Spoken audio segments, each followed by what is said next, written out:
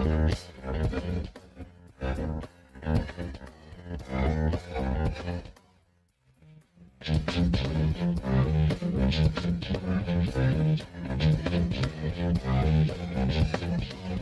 the boss one, I'm gonna get mine. I'll do the crime if you can do the time. Don't tell me how you're off and down. When you're smiling in my face, but you're sleeping like a clown at your fool, bitch. So just step back.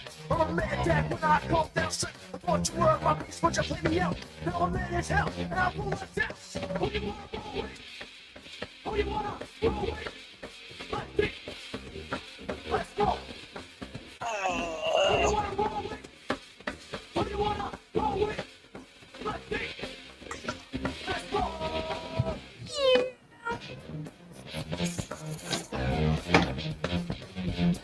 Do that again. Back on the scene, it's time to get me. What do you do it? How did you do that? What people stay, they sway. One day is good as any day. Jump you slightly, this must resist. Raise your fist and walk like this. Promises over the top. Don't cross the line, but you know it's wrong. Who you wanna roll with? Who you wanna roll with? Lefty. Let's go. Who you wanna roll with? Who you wanna roll with? Ooh, nice setup, Lefty. What's the matter? The roadway is seamless, like seeing double. You're seeing double? You mean there's two lefties in this world?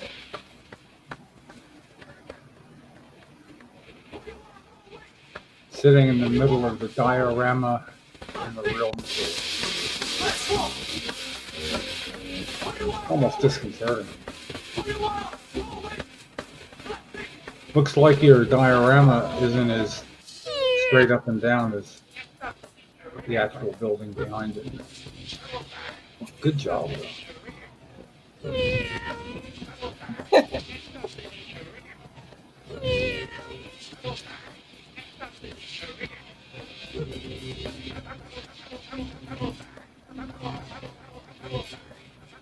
Hey, you know what I was thinking too? You know what, Lefty, you said next Thursday, Sound. right? Is 11/11? I don't know if I have sound. I'll be back in just a second. Hold on. Make it smaller. Lefty, can you hear me?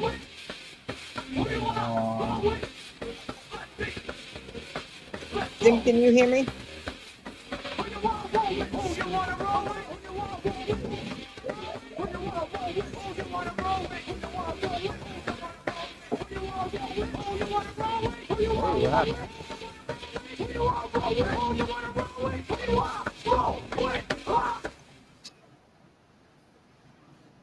Welcome to Thursday night. I'm fixing the echo right now. There we go. And there's Sue. She's back. Hey, happy Thursday. It's the Ignorance Can you hear me? Sound now? Podcast. Hello there. Hello. Hello. I don't have sound. You don't have sound. I have sound. Oh, no, it's me. I have. I can hear you. Yeah. What I can't do is I can't hear through the headphones, but I don't hear well at all without the headphones. So when I move my connection into hearing aids? It's a bad connection that I used to think was my headphones, and I got a new set of headphones. Hearing aids, Jim. No, it's the headphones. I mean, it's not the headphones. It's like I'm holding on to it and pushing it this way, and then I hear it, and then I let go, and Well, it you goes said off. you can't hear without Again, it's not on. It's on, not on. So you got to bear with me while I get it straight, and then I got to get a new little unit that goes to the computer that you plug the headphones into, because it is that unit that's defective. How about if you take the headphones off? And I got it. Now I can hear it, but I don't like that. I can't hear it as well with the speakers I have on the computer. Okay. Yeah, this way I got it, and I just have to put something on the cord from this so it doesn't move while I'm talking. And when I get it right, walk away slow. Costco has cheap headphone what do you call it? Hearing aids. Yeah, well, again, it's the connection into the part Okay. of the computer. Okay. Because I got two other sets that work that I didn't think worked.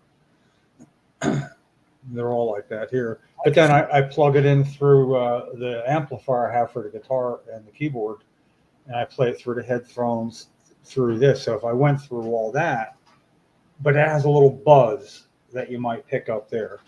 And Okay. I'm not going to be the one responsible for that kind of buzz. So Brielle got a crapper.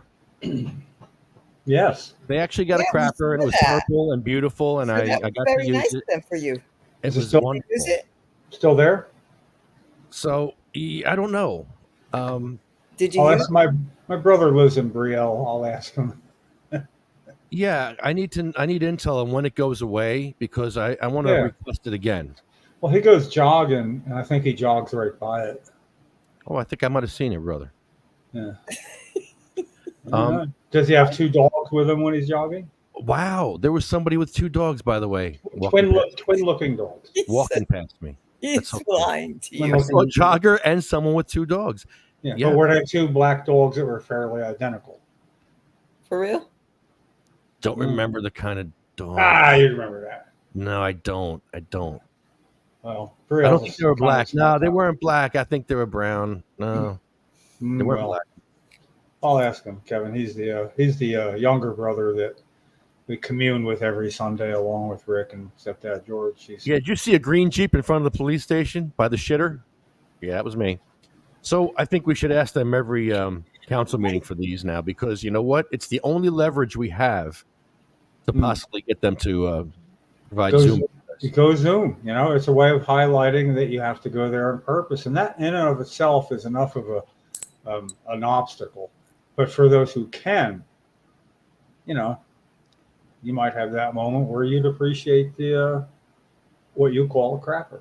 It'll be cheaper for them to do the Zoom because the crapper is going to cost $350 a month. I Well, believe. they won't. Yeah, they won't pay that a month, but they've just Can't shown. they just buy one? What's that? Can't they just buy one? I don't know. I guess they could. I mean, it'd be Well, cheaper that to go on would- Zoom though. Yeah, Because yeah. they still have Well, the service it'd also be more. for a service. It'd be better for other patients that aren't making it because you know that isn't the barrier. The barrier is like getting there at all. So, Right. so you can only poop in there. You can't pee.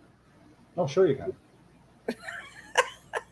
And well, he called it a shitter. It's I a was, pi- it's a it's I a was just pi- wondering here. if that was like a Crapper. thing. A crapper. That's the name of Yeah. the actual crapper. original crapper.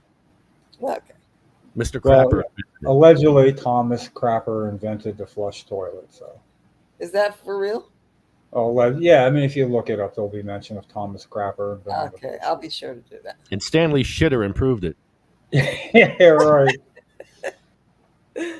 Like Andy Dick says, his name was originally Andy Penis, but he had to change it.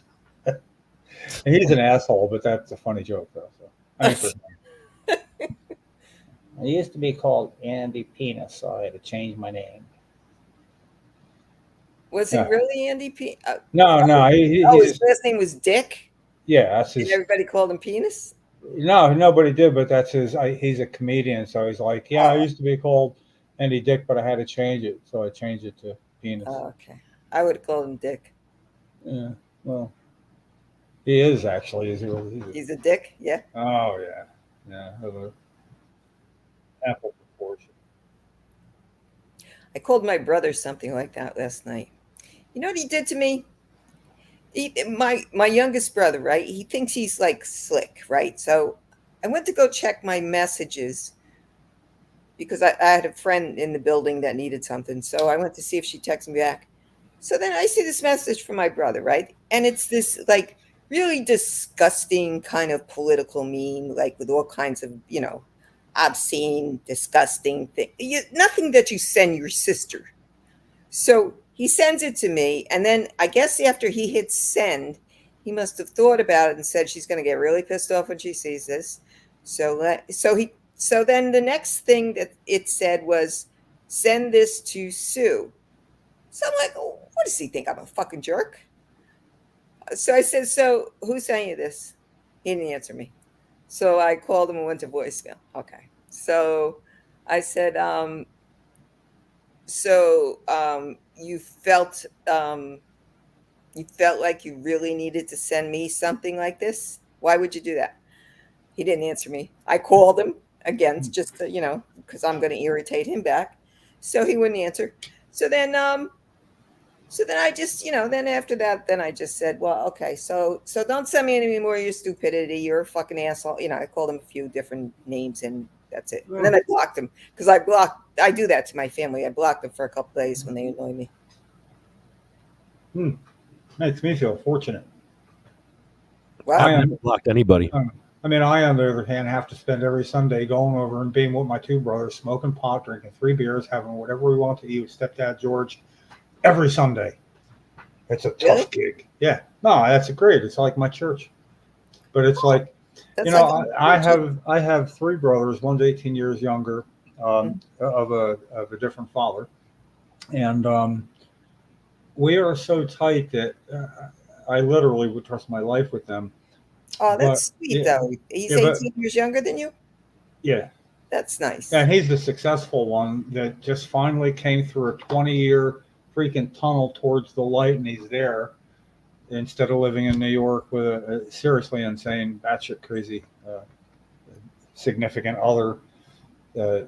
He had to come back here because of the pandemic, and in New York where he worked in finance, and come back and here because they couldn't afford it, and his rent went from $5,500 to $6,000 a month. Right? Because of the pandemic? No, it just happened to be going on at the time of the pandemic, and he got laid off from his job in New York. So it's like, hey, listen, we got to go back to where you can live in New Jersey. All right. Anyway, Mike. Hi, Mike. Hey, Hi, Mike. Hey, Mike Robinson, how are you? Oh, Mike, good. that's Jim and Lefty up there, in case you can't read their names. You need the glasses nowadays, The age starts catching up to you, Yeah, I just told Jim he needs to go for hearing aids. He didn't agree with me. No, it was just these weren't plugged in, and the speakers I have Well, I for told this. him to go to Costco for hearing aids. Okay, Jim just froze. We lost Jim. Yeah. Well, Mike, it's great to meet you. You've for my whole life, and not wearing There ear is. protection for some of it where I should have. So that's pretty much it. Yet I'm 72, so I can, Jim, we didn't hear you. We lost you there for about 10, 20 seconds. Oh, you missed it all then. Wow. Yeah, I think we missed one. I tell you, that was the key to the world right there.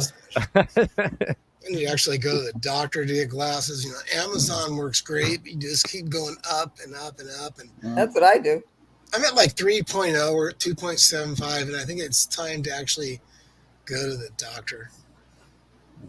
Nah. I just keep going up. Nah.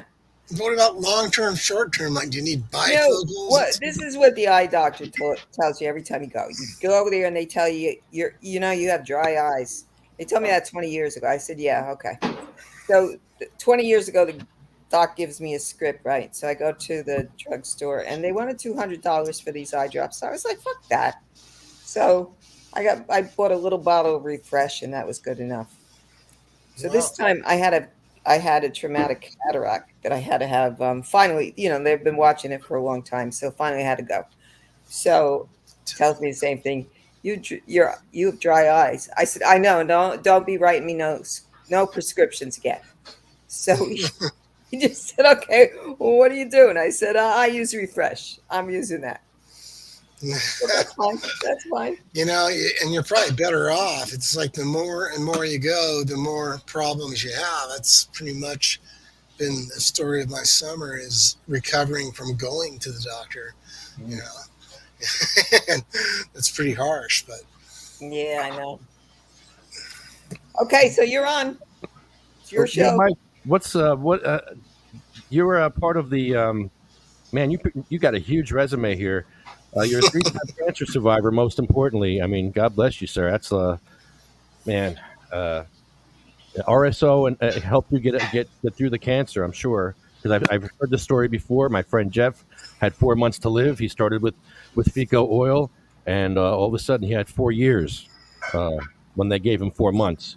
So it's amazing. I've seen it work in front of my eyes. How did you get involved in all of this? That's an intense question that could take an hour and a half or 5 hours to answer, but I'll make it quick. I was a civil rights lobbyist representing kids with disabilities pro bono nationwide. I worked all over the nation representing kids and traveling from place to place. And I had a roommate that was from Korea on visa, didn't speak English. He always made these Chinese herbs one day. After having a bad seizure, I came out of bed. I tore an ab muscle. Long story short, I couldn't eat, because this ab muscle being torn, you can't really eat solid foods. You can't smoke your weed either. So I'm outside trying to get high. And after coming back from the hospital, my roommate who can't speak English is calling out my name, Michael son, can eat it all, can eat it all. And I'm a civil rights lobbyist, so we're, pretty liberal kind of people, smoking my weed. I got my bong, like Henry, trying to take a hit, and I can't. I got a big bulge. So I go and take his Chinese herbs, and I have severe epilepsy at the time, okay? This is before any of the cancer battles with oils. And I was just fighting severe epilepsy and all these different pharmaceuticals. And Henry gave me these herbal balls, and within about 7 to 10 days, I wasn't seizing, and I couldn't, place anything on it other than my diet. And I had a bunch of friends in epilepsy groups telling me that this Hershey creamers cause seizures and all these different additives. And I was like, man, it's my vanilla creamer. I don't need this. Can't eat it all, Henry.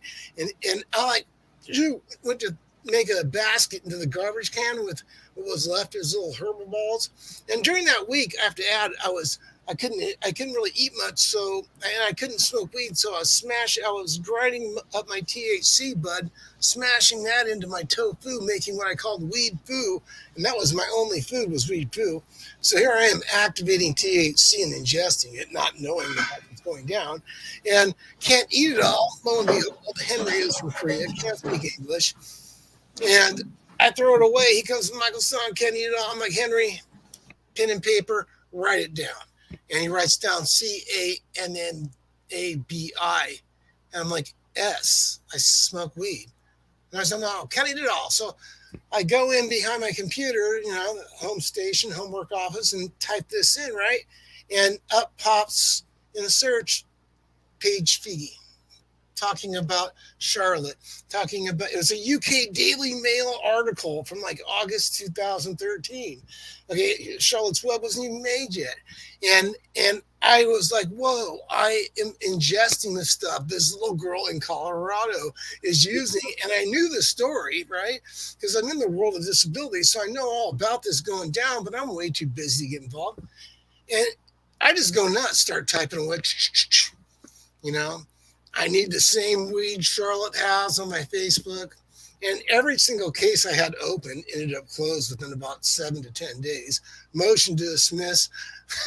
You cannot be representing somebody in a due process hearing and posting about Schedule I substances on your Facebook, or you will be kicked off those cases. And that's what happened to me. So quickly, I spun over into researching cannabis, started typing a lot, and I was having problems getting off a lot of the pills that I was on for epilepsy. And some guy just shows up at my house saying, hey, I read your Facebook post. And I'm like, okay. And he's like, you need these. And he has these tubes of oil that I've been seeing all over Facebook for cancer. And I'm like, what am I going to do with them? He goes, take them, use them to get off the pills. So that's how I first started ingesting oil. So it was fighting cancer, and not fighting severe epilepsy, and getting away from the pills. And cancer wasn't going to come for about 1.5 years. It probably was already in me, but I didn't ingest enough. I just got away from 8 different pharmaceutical drugs, 48 pills a day. I quit over about a 2-month period of time. And I entered the world of cannabis as somebody who was fighting epilepsy, not cancer. And about 1.5 years down the line, I started doing nothing but giving stuff away. Everywhere I go, give stuff away, help people, give information away. I even went to Sue. Can you publish an article about me so I can spread it around? I didn't have any websites yet. I needed a URL to share to show people that had epilepsy. Look, this is what happened to me. And during that period of time, I think it was like February 2015, you wrote that. And in May of 2015, I was doing some compassion work, bent over to pick up some oil, and felt a crack in my collarbone. Went to ER. They saw it. They looked at it. It was a closed bone fracture, which is what you see in metastasis. And the ER doctor asked me, have you ever had cancer? And I was like, in 2003, I had non-Hodgkin's lymphoma. And I had treatment, about 6 treatments, and it caused right side paralysis to return from a racing wreck back in 95. And I explained to him, so yeah, I had cancer, but it left. And he goes, well, you need to go oncology immediately. And that's when I found out I wasn't facing just non-Hodgkin's again, but because of those treatments, I had secondary cancers. I had signs of prostate cancer that needed to be looked into. I, without a doubt, had nodular histoic lymphoma, which is another type of lymphoma that affects your lymph nodes. So I didn't have one, but I had 2 definite late-stage lymphomas. And by the end of 2015, those were confirmed at near end-stage lymphomas, along with prostate. And I didn't go to cancer treatment centers anymore after that. During that period of time, I left where I was at in Colorado and came back to California to run a compassion program with a guy here in California that was giving away a lot of oils. And that's when I got very deeply embedded in giving away as much oil as I could between the time I was alive and what I thought would be the time I would die, which didn't happen. So, wow, what a long introduction, huh? Didn't you and I do a 3-part series? Didn't we like break it up? Yeah, I think you did a couple parts. We did 3-part series because you got sick. Because I met you, and then we did the one series, and then we did 2 more series. Yeah. Yeah, because I had a couple remissions, and that's what really made the researcher out of me, was having those remissions and then having it slip away. Mm-hmm. And remission and slip away. And this is why I'm using all the oil that we're seeing all over social media still to this day, pushed out 60 grams in 90 days. The old meme we're still seeing to this day. But this same universal treatment will beat every cancer you have. And, I went over years and years of time. And I know when you did the 2nd or 3rd article, Sue, I'd already got remission on one of the cancers, and I was celebrating. Right. So, yep. So it's been a wild trip to get to where I was at. Prop 64 had to come in and outlaw compassion.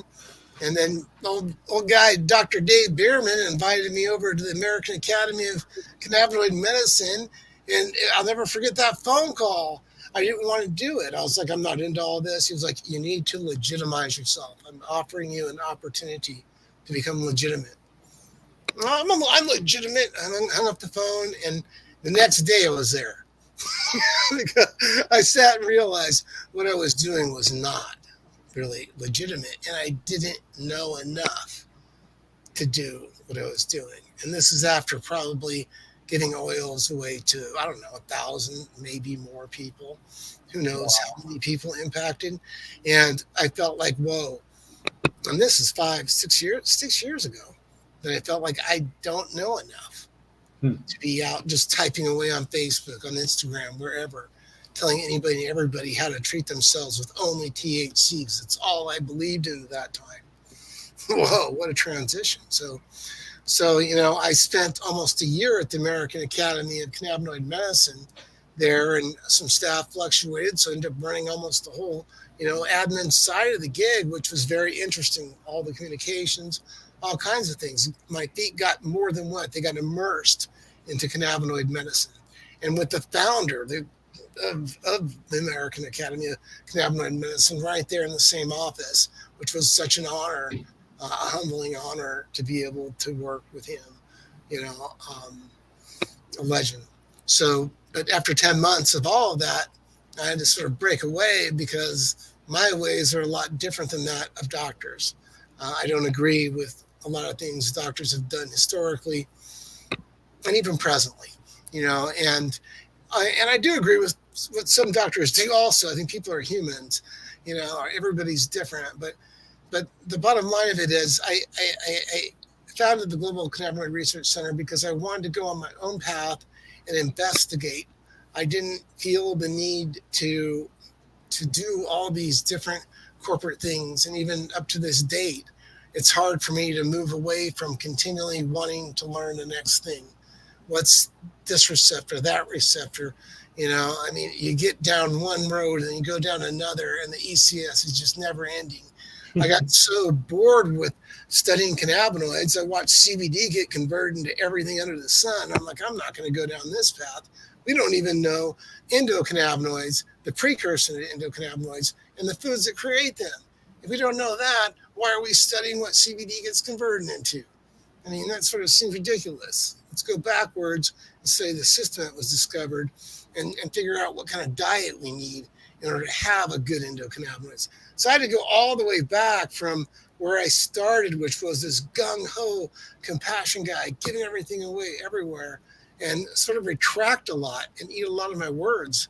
And it's been a long haul, all the way up to December of 2022, being diagnosed with another return of non-Hodgkin's. And over the last year and a half, another battle that included mesenteric cancer and osteosarcoma showing up to my femur, which actually fractured it. And after this long haul, nothing ever got staged, because every time they went to biopsy non-Hodgkin's, they did a PET. It took 3 weeks before the biopsy. I targeted. By the time they hit that neoplasm, they got necrotic. When they went after my leg, I was like, no, it's already healing. You know, the mesenteric mass was obvious. They went in and did internal biopsies there and got nothing but necrotic flesh out of Field's neoplasms. So, but the battle changed. The big difference between 2015 to 2018, which was probably, I don't know, a pound of RSO, not 60 grams, and 2022 to 2024 is probably 50 plants used, not one, and at least 7 or 8 cannabinoids used in very differing doses and different formulations, all natural ones from the plant, you know, and not concentrating on THC to, quote, kill cancer, and instead making my endocannabinoid system as strong as it could possibly be to fight cancer and everything that comes with it, you know. So, wow, that was a lot. Maybe I should let you talk. Yeah, you know, I took to Sue gets these great guests, and already you're right up there. And I've taken to at least looking up who I'll be meeting on the screen that night. So I was already impressed with what was going on, but what was really coincidental and kind of funny was last week my brother said, "Hey, I got to try to get in touch with this guy Mike Robinson, and you."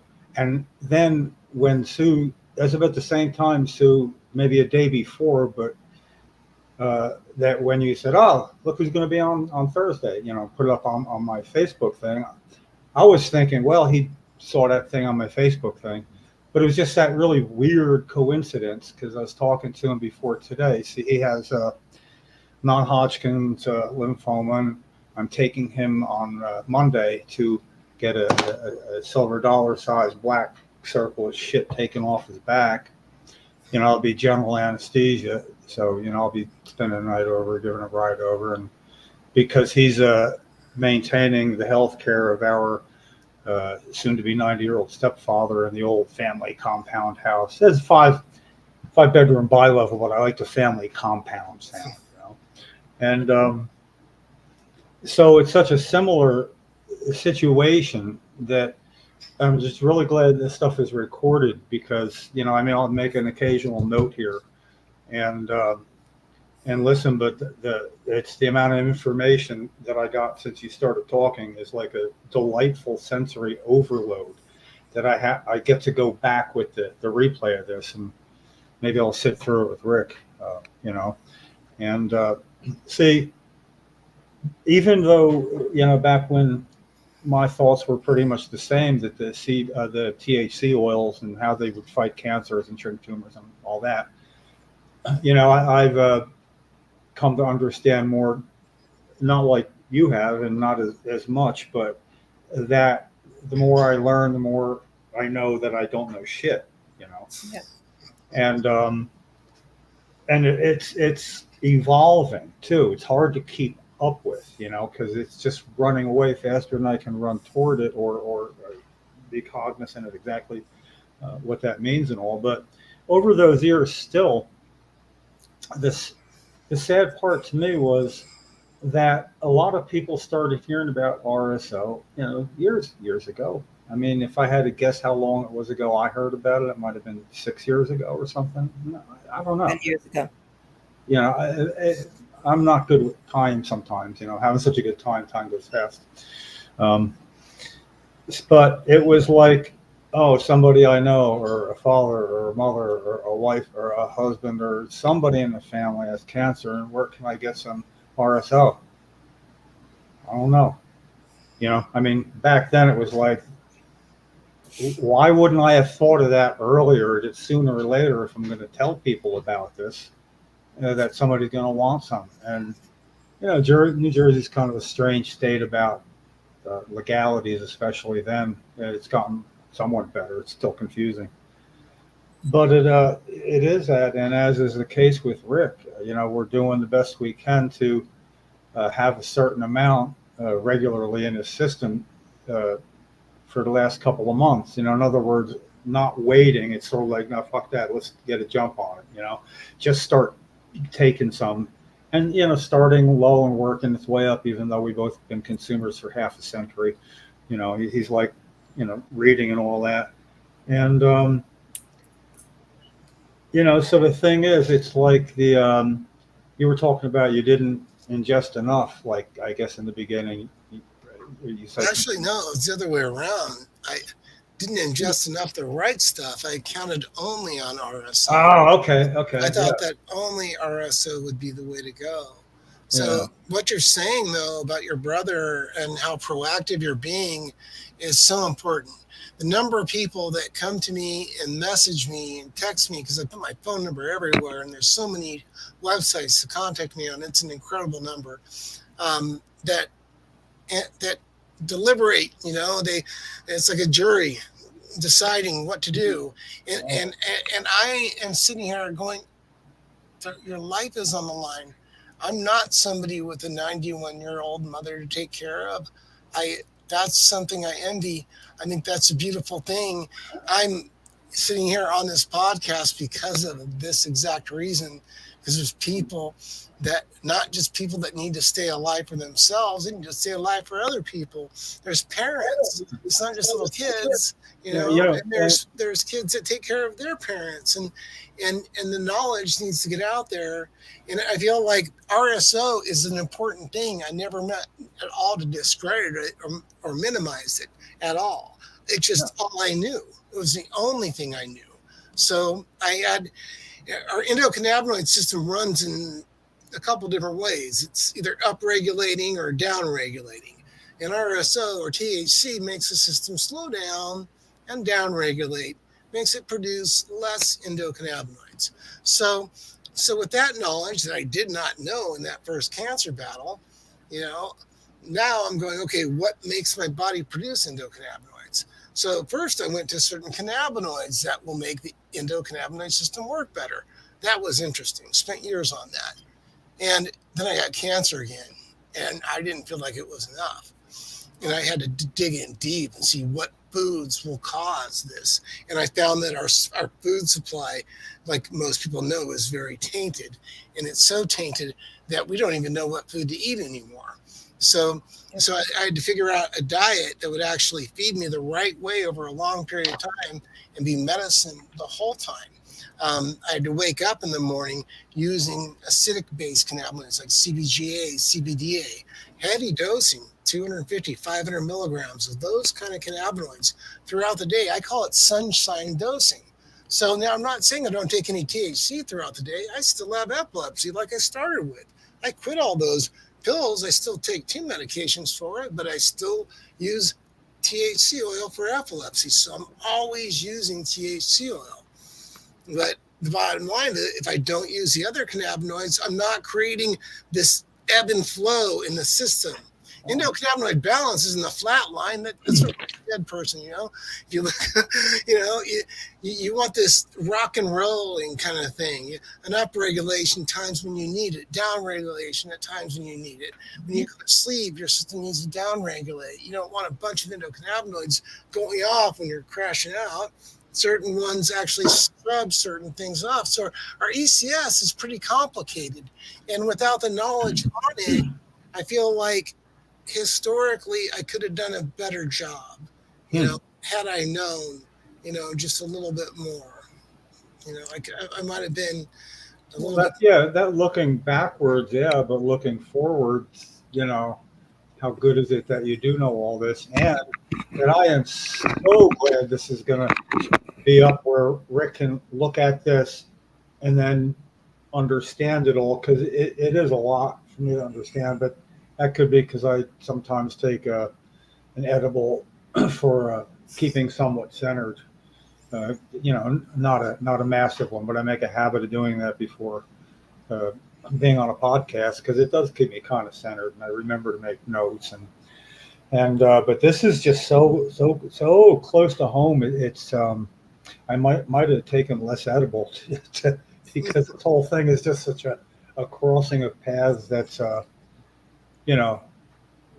really odd, to say the least. I mean, Rick goes out and he gets on his iPad or whatever he uses, and he likes to just like look, and his wife, she's in Canada taking care of her dying mother while he's here taking care of his end of life somewhat situation with stepfather.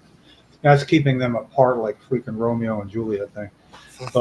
But she's also very not only good with all this, but she brings a lot of this kind of information to him, and they sort it all out. So it's just really strange, That's, one thing I stress to a lot of people that are fighting cancer is not just diet, but it's exercise.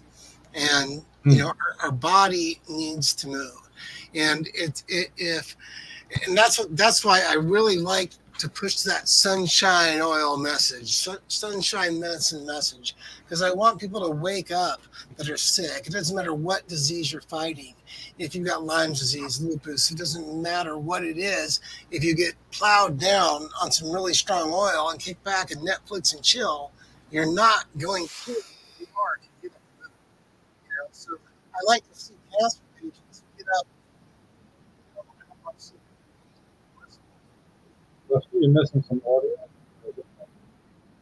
That's probably it. Mike, we're losing your audio here. We can't hear you. Can you hear me now? Yeah. Yeah, it's much better. Okay. Sorry about that. Is that a little bit better? Yeah, that's great. There's Okay. there's a lot going on here to assimilate, but it's really fascinating, and of course everything you're saying, I'm like a pivot point thing. Well, how's Rick on that? How's he on this? He's diet conscious in a pretty good way, but not specifically tailored towards any end. He's 73, but he's in good shape, height, weight. He doesn't get a lot of aerobic exercise, but he does, because he's active, like ex-carpenter that he is, keeping up with a house and yard duties and things like that. I'll tell you though, he can do planks longer than anybody I know. Holy crap, he can just like hold that plank position for like 10 minutes. And he's still busy? And then do it again. And I do that in the morning because it helps me my system start to move better in the morning. And I do a couple at best, and they're about a minute and a half. So it's he's not on the lower end of that, but he's going to take everything you have to say to heart. Well, see, when I look at a cancer patient, I don't look at any dosing chart. I don't look at anything at all other than the patient. I want to know about them. I want to know all their history of different medications that cause a receptor to be necessary. So I'm measuring receptor availability in the patient. And it's very important because what I look at in cancer patients is how to dial in the right protocol that's going to just stop it from moving along. Uh, I'll never discount the work that was done in the years of compassion. Even though I say I could have done a better job, it kept a lot of people alive, and it kept Yep. me alive. Yep. You know, but we find better ways to do things, and I think a lot of people will do very well just using RSO instead of using pain medication. Because a lot of people get cancer, have a lot of pain, and then they end up using the pain medication that comes along with it, and that is just horrible for our health. And it makes people stay in bed more, mix THC with pain medication. Now you're really depressing the central nervous system and down regulating that endocannabinoid system. You know, so, you know, I always try to send a message of ECS health, endocannabinoid system health, you know, and keeping it healthy. I feel like I got cancer again because I needed to send this message. I stopped taking care of my endocannabinoid health as somebody who focuses on the endocannabinoid system in research.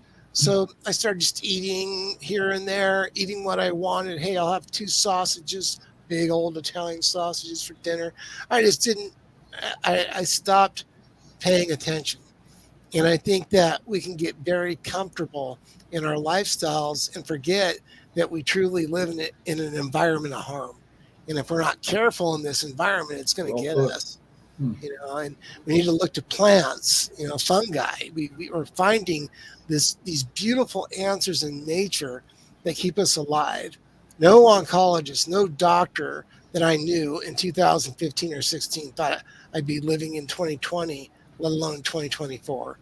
And neither did I, you know. So anybody that's using from a drop of oil to RSO only or whatever, you're just starting your path. I'm 11 years down the road, so I probably have a little bit more knowledge.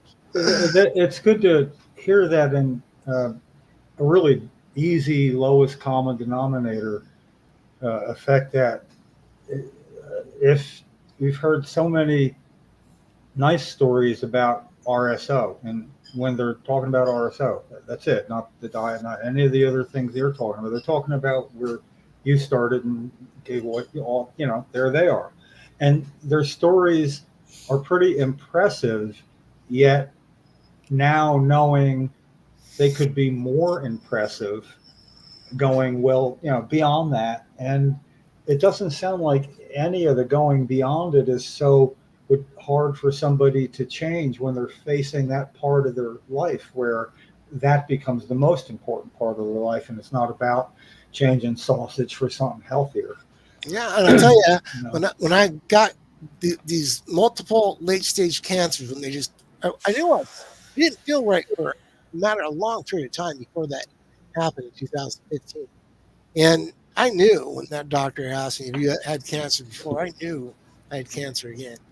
You know, and at that time, I was pretty much living out of a suitcase. I was used to traveling around doing pro bono work. And when I got cancer in 2022, it was far different because as a compassion provider, I met Genevieve, who needed oil, and Anne Marie, who's now basically my wife, Sydney, who's my other daughter, Patti, who's I have 2 grandkids. I've got a family. I have a home I've been in for 7 years. I had so much to lose when I heard you have cancer again in 2022. I had so much that I was even willing to talk about RCHOP and different types of chemos. I can't believe I even opened those conversations, but I did, and then said no. But I had too much to lose. So as a researcher, I had to dig deep. I filed 8 different trademark applications in 2023 based on different formulations and creations I made to treat myself, and with an intention to share all that, to say, here, this is what I used, you know. And I think it's important that people look at something other than cannabinoid medicine and start looking at ECS medicine. How do we medicate our endocannabinoid system and let it fix us?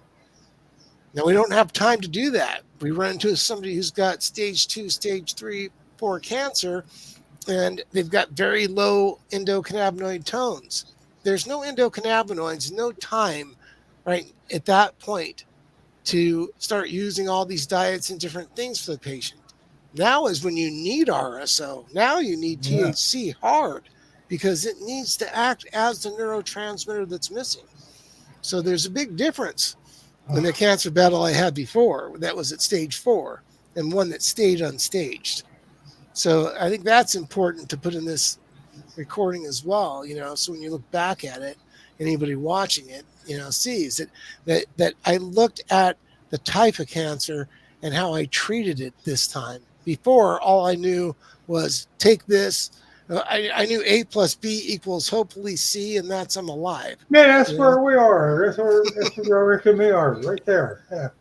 I mean, and it worked. It worked. Well, this is gonna. Rick's gonna look at the replay of this, and then he's gonna delve into everything you said. But I gotta ask you: is there a good way for him to get in touch with you if he has questions that he would like to ask you? I mean, I owe it to him to ask you while I got you on here right now. I am open for the world to get in touch with. Yeah. I mean, I have so many websites. ResearcherOG.com has a contact form. The cannabislovestory.com tells the story of my family.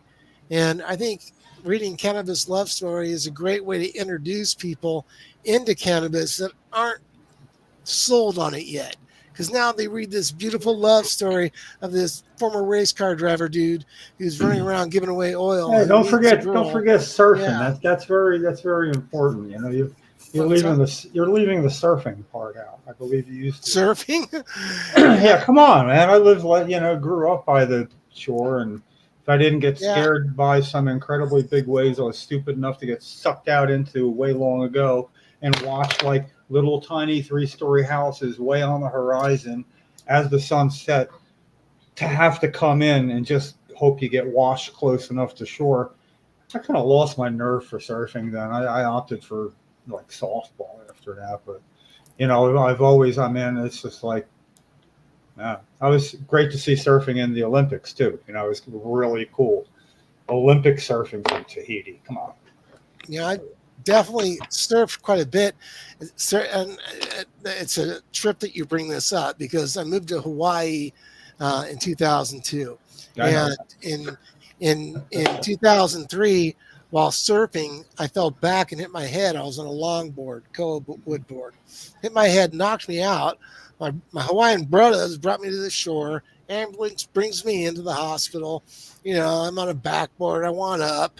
And they do the CT scan. And I think I'm going to get up and leave. And the doctor's like, hey, you have a history of cancer in your family. And this is 2003. So this is how long I've been fighting cancer. Okay, so in 2003, the doctor says in the ER, and I'm like, yeah, actually, my mom passed away to this. I mean, I've had family members pass away to non-Hodgkin's, and yeah, I have a history. And he goes, well, there's a string in your neck of lymph nodes that I want to get a surgeon in here. They need to come out. What are you talking about? Like that. They're like, it looks like a string of pearls that are black in there. He goes, I'll show you if you want. And so he showed me, and I was like, that night I had a surgeon in there writing with a permanent marker on my neck. Talk about being freaked out, So I had surgery.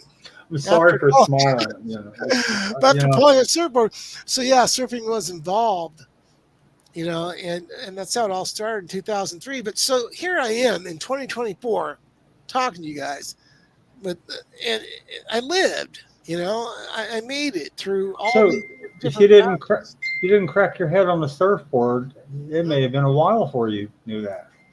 I mean, they went right on it. And if you hadn't been surfing and hadn't also been lucky enough to be knocked out with people right there to bring you in, but how do you ever wonder about if you were a better surfer, it was a good thing, Well, I mean, somebody I come had down a and lot knock more you happen off in 1995. I was back in 1995, I was in a racing wreck that paralyzed the right side of my body. It took me 18 months to walk again without any aids or assistance. In 2003, when I got that treatment, 6 months into treatment, my right side went numb. Okay, so I lost feeling on my right side after 6 treatments that I did not need. They were removed from my neck and underarm the very night that I fell back on that surfboard. They came back in and told me we got everything out clean. We can give you some rounds of preventative medicine because it's been in your family. We don't know if this is in your blood or not. I said, okay. Sure. And 6 treatments into it, paralyzed right side, took me 3 years to walk again after Whoa. that. Okay. And so when 2015 rolled around and I found out I had cancer again, there was no way I was going to do chemo. And even in this last fight, I was going to consider any option possible. I've got 3 girls, 2 grandsons. I have family.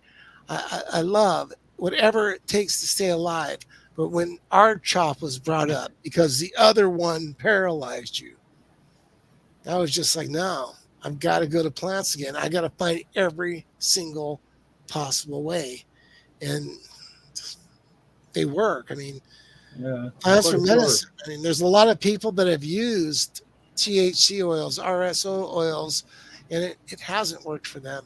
If you've given away enough oil and worked with enough people, you get to see when it does and when it doesn't. And I'm sure there's a lot of different contributing factors to this, and we'll never know in all these different cases. But one thing we do know is that without this plant, a lot of people wouldn't be alive right now.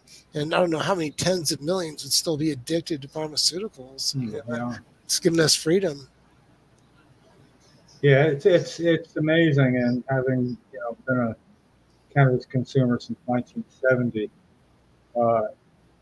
and watch it all go from 1970, what was known then, little by little to now, is a mind blower to be having a front row seat through all of it, and as it progressed towards, it became important in my life when my wife with MS. Who was really far along with it, found incredible relief with it. And that, is like 34 years ago. And then I thought, this is amazing. And this is before knowing anything about the endocannabinoid system, so, and having had a chance to meet a lot of the players along the way because of things we did, we got to the conferences and things where Cheryl was a known quantity, and got to have a wonderful elevator ride down with Lester Grinspoon and his wife Mary a long time ago, and he looked down at Cheryl and she was eating a muffin, and he goes, "Is that a space muffin?" And Cheryl just trying not to smile, and we had the greatest conversation. And I'm meeting Dr. Raphael Mashul at a Patients at a Time concert, and having him walk up to me and late Dr. Bob Melmy, who were sharing a joint off of Al and Mary Lynn's, what's it called, Fish Pond in Virginia, the place they had anyway. And Dr. Mashul comes over and says, "May I join in your conversation?" And it was like the coolest hello anybody had ever given me in my life, knowing who he is, And it was like, all right, so now I'm talking to Dr. Bob and Dr. Raphael Meshulam. And, I'm pretty high, and I just had to. So you're the reason I know why I'm doing this. I got asked, "Do you want some?" And genuine, he went, "Oh, no. It was so, I don't ever refer to a man as being cute, but that was cute. I mean, it was just, but it was so joyous, But anyway. Do you know that he never smoked a joint in his life? His whole life. I mean, I find that so amazing. How much respect can you give a guy for doing everything for the right reasons, as he sees them like that? And but see, even then, I thought, look how much we know now. And last year, I thought, look how much we know now. So now you come along and open it up to how much more I need to learn. Yeah, without you saying, here's what we need to learn. Now I'm like, okay, this is going to get looked into. So it's over that 50-year period. It's been some sort of bizarre privilege to watch it happen, and then as it grew along, 2/3 of the way back, to start taking part at a somewhat national level. Mostly by opening doors with a patient who could only move her head and shoulders a little bit and would have a reclining wheelchair. Everybody called it a gurney, but a reclining wheelchair, to get around to where you need to be. So there was no door I couldn't open with her. I mean, at all. You show up in person, we're in. I mean, I would show up at say Governor John Corzine in New Jersey doing a thing in a park or whatever, and Cheryl, his people come over and say, "Would you like to speak with the governor?" Yeah, I don't know if he wants to speak with us, but sure, And they'd walk right into it, over and over. But Mike, Cheryl was Jim's wife. That she had MS and she passed. yeah. Well, it was like real brief, just so it was. Got tired of people saying there's no tests that prove it works for your tonic spasticity, like you say, and say, well, it works. I mean, I can't prove it. I don't do tests. You, the MS Society, do. You're the largest research organization. Well, here's why you shouldn't use it, and totally pushing that away, almost like government skill, And so it became very disillusioned. And we did a test from our hospital bed in front of the State House in 1997, is announced in the Star Ledger ahead of time, an act of civil disobedience, and is up to the state police to bust us right when that tincture came out. Press was there. They saw her incredible tightness, getting her out of the chair where everything, whoa, and over to the bed. And then the look on her face when we got the tincture, and I explained it's illegal, and it came via Dr. Augustine in California or something, And the state police, one guy walked over and stepped back, like let it run its course. I thought, awesome, that's cool. So I gave her a small amount, and then she only had a Coke, unadulterated Coke, opened up, fizzy top off, nothing else for an hour, and that tightness is going to be totally gone. Quite a challenge. No moving her at all, because it would have elicited a response. And they waited, man. I didn't know then that media doesn't wait an hour for something like that. They don't like that crap. And they want to get a story hit and run. I don't care. Believe if you want. And they you brought up something that's, I think, really important, and that's our lack of ability to say we have proof this works. With the number of people, right. we have a necessity for case studies. Yeah. The number of errors in my own case are so huge, I probably could call an attorney, but instead I'm calling doctors.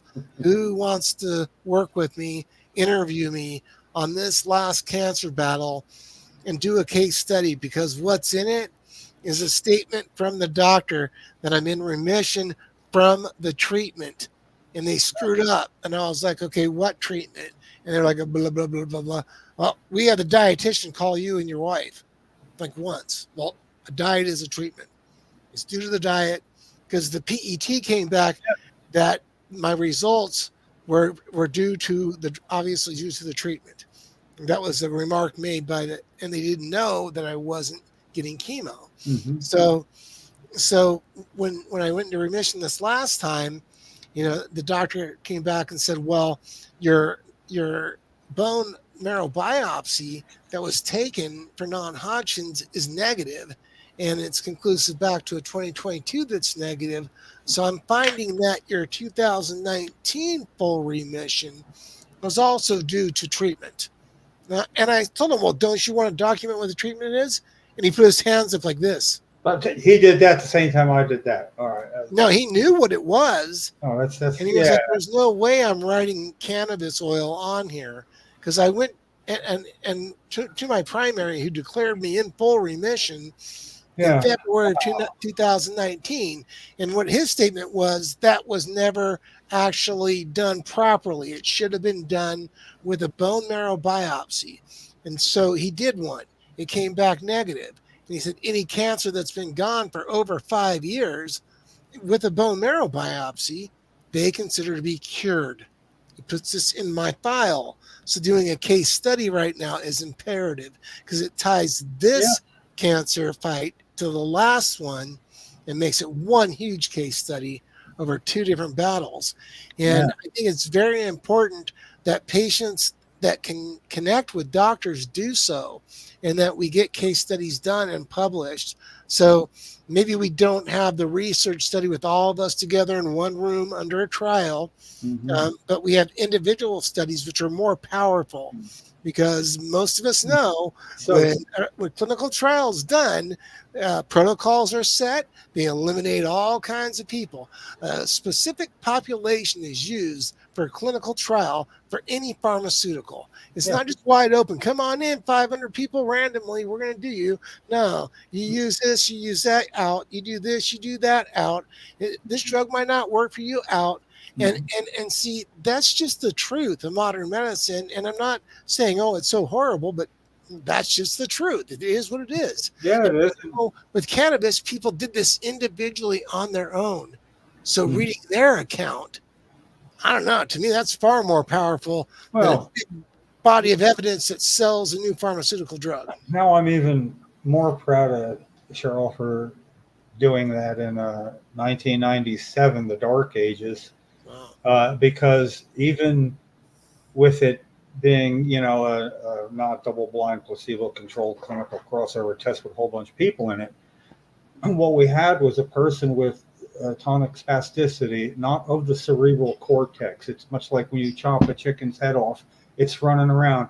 It's not the head giving it the signal. It's spasticity. So when I pick her up or move her and it would do that, it was the spasticity. It wasn't her. So it was far less likely there would be any kind of placebo effect, thinking she's going to be looser, therefore be looser. So explaining that after seeing all that spasticity, to then pick her up and she was all like slumped, ready to fold up and slide between me. I had to, it was like shocking, But the thing is, what people won't do to stop even a test like that.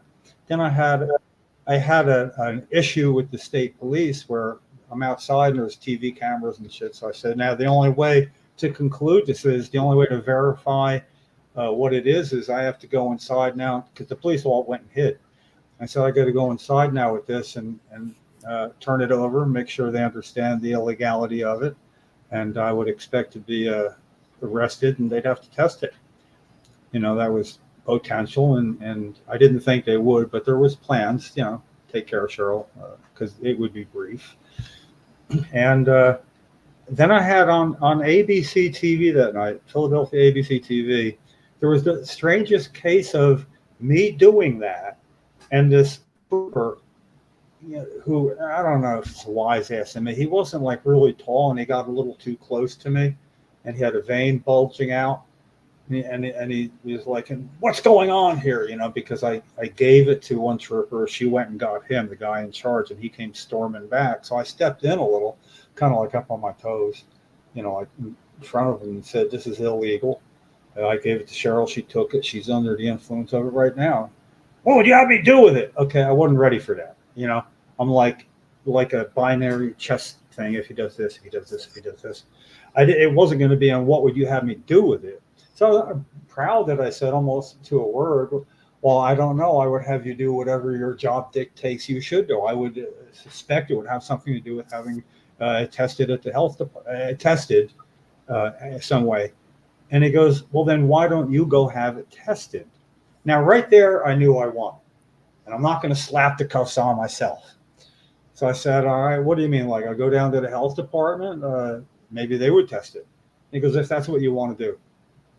I went down to the health department, and Cheryl's kind of tired, and I'm driving. We still got somebody there just in case, because I'm not out of Dodge yet. And I went in, and the guy was real confused by the door. Lefty, you could just walk right in then, no detectors. You just walk in. And I explained it to him, and he said, here's a phone. He dialed the number. He said, tell this person. Tell him that. Okay. So I'm on the phone, and I'm just waiting to start to talk to somebody, and I hear the guy behind me go, Mr. Miller? And he has another phone and goes, it's the state police. They'd like to talk with you. And I did my James Cagney. You dirty rat. You turned me in. You're a rat. I called him a dirty rat. Can you imagine that? That's a whole nother story here. Yeah.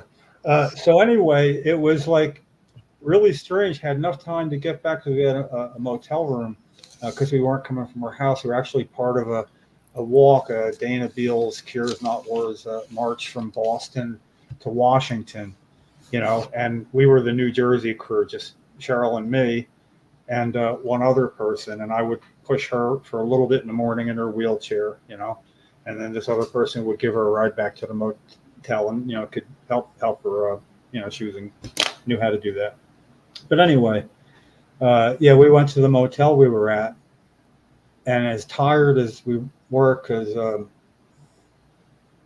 I've been walking the 110 miles from Jersey City as in the middle to Camden, where somebody else would take over. It was one of the most pleasurable moments of my life, watching me handle that guy in the State House. And I swear you could see this vein that would look like it was going to burst. The guy was so beet red angry, but not in his mannerisms, just you could see it in him. And, that was Cheryl's medicine. We did stuff like that. And because, what are they going to do that life hadn't already done to her? So we were pretty immune to any of the promised, here's what could happen. Oh, really? You're going to take us to court where everybody finds out about it? No. Yeah, I think for patients, it's changed. Patients have gone through so much. And nowadays, it is more like that because truly, a jury of our peers is not going to send anybody in any state anywhere to jail for helping their family member. I just don't believe that to have. I haven't seen it anywhere. I don't know if you have, Sue, but I've never seen anybody do a jury trial doing something right. It was only when they truly were breaking the law, had a guerrilla grow, had guns, had something like that. I've never, or they were dealing out of the place where they're helping. We relied on that. I mean, when if you looked up Cheryl Miller medical marijuana on YouTube, it'll pretty much go right to 1998 footage of when she backed her into the door of Congressman Jim Rogan's office from Orange County, California, for reasons. And then she went and ceremoniously ate a small piece of an illegal marijuana bud and then washed it down with some soda because she wouldn't smoke. She refused the suggestion. Well, it's just for exhibiting purposes. I don't know if you ever watched All in the Family, but she's like Edith Bunker. Why would I want to exhibit that? It really works. And I don't smoke. Yes, but it was really funny, because I motioned to everybody doing that, the MPP people that were there to take the media advantage, which they did. And it proved to be like really perfect. So, if you look that up and see about a minute and 56 seconds of that footage, and then in the end, the paddy wagon rides out, which is a short bus, where we were taken to be processed. And then the congressman talked with us for 20 minutes before that, and he called the Capitol Police to see if we were okay. And it was just like a whole thing, because it was like, this is who you're fighting. And, this was a while ago. Yeah. This is all flashing back to me. I remember. Oh, you're look at it. That's me. Can you look at me? Looking at it.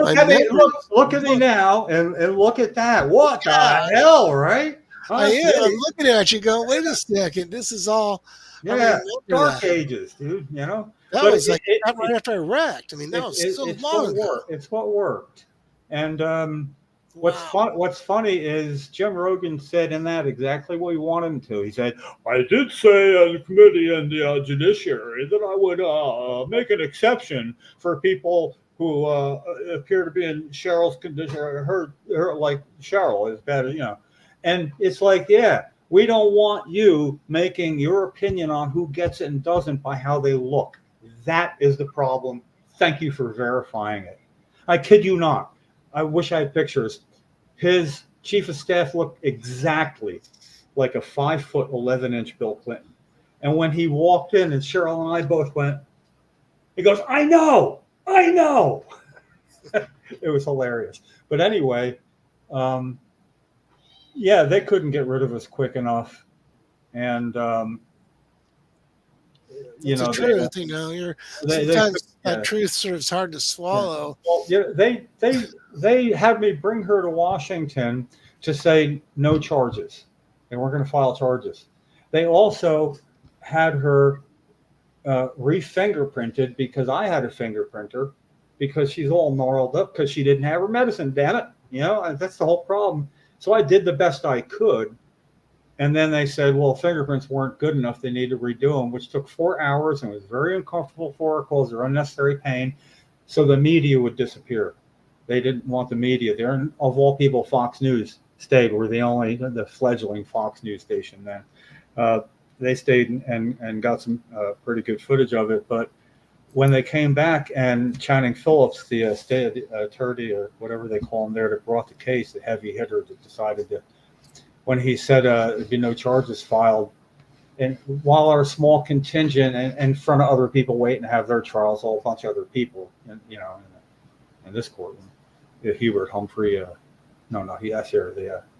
forget who, maybe that was what it was called, but anyway, it was you could hear amongst half a dozen or a dozen people going, yeah, one really loud voice going, no, it was me. You brought us down here. What it took to get here to send us back, could he had not have just said, stay? Yeah, hey, you know what? Maybe we're not going to leave till you do charge us. You know, and Cheryl went, because she didn't speak a lot because it's kind of hard. She was weak. She went, maybe we're not. And then the judge looked over down at Cheryl, kind of down the magistrate, and said, but Cheryl, if you don't agree to leave, I'm going to have to place you under arrest for contempt of court. And I swear to God, is my mimicking her? She went, but you won't charge me, will you? You know?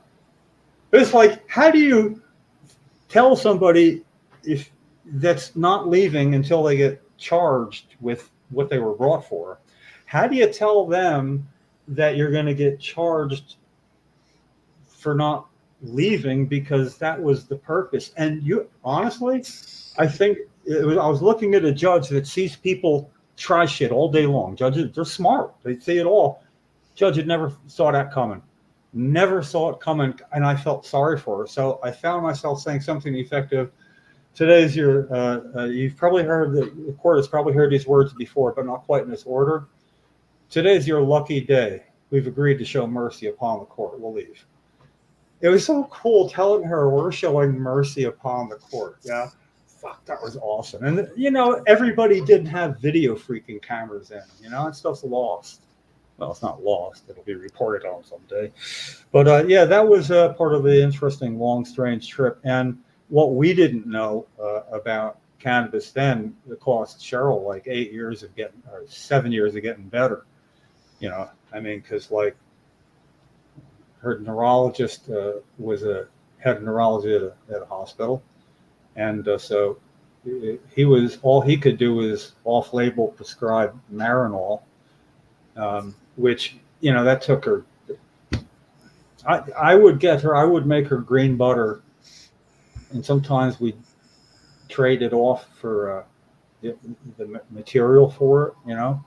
Basically, their Marinol could be turned into green butter by way of a circuitous look, you know, basically playing them. That's interesting.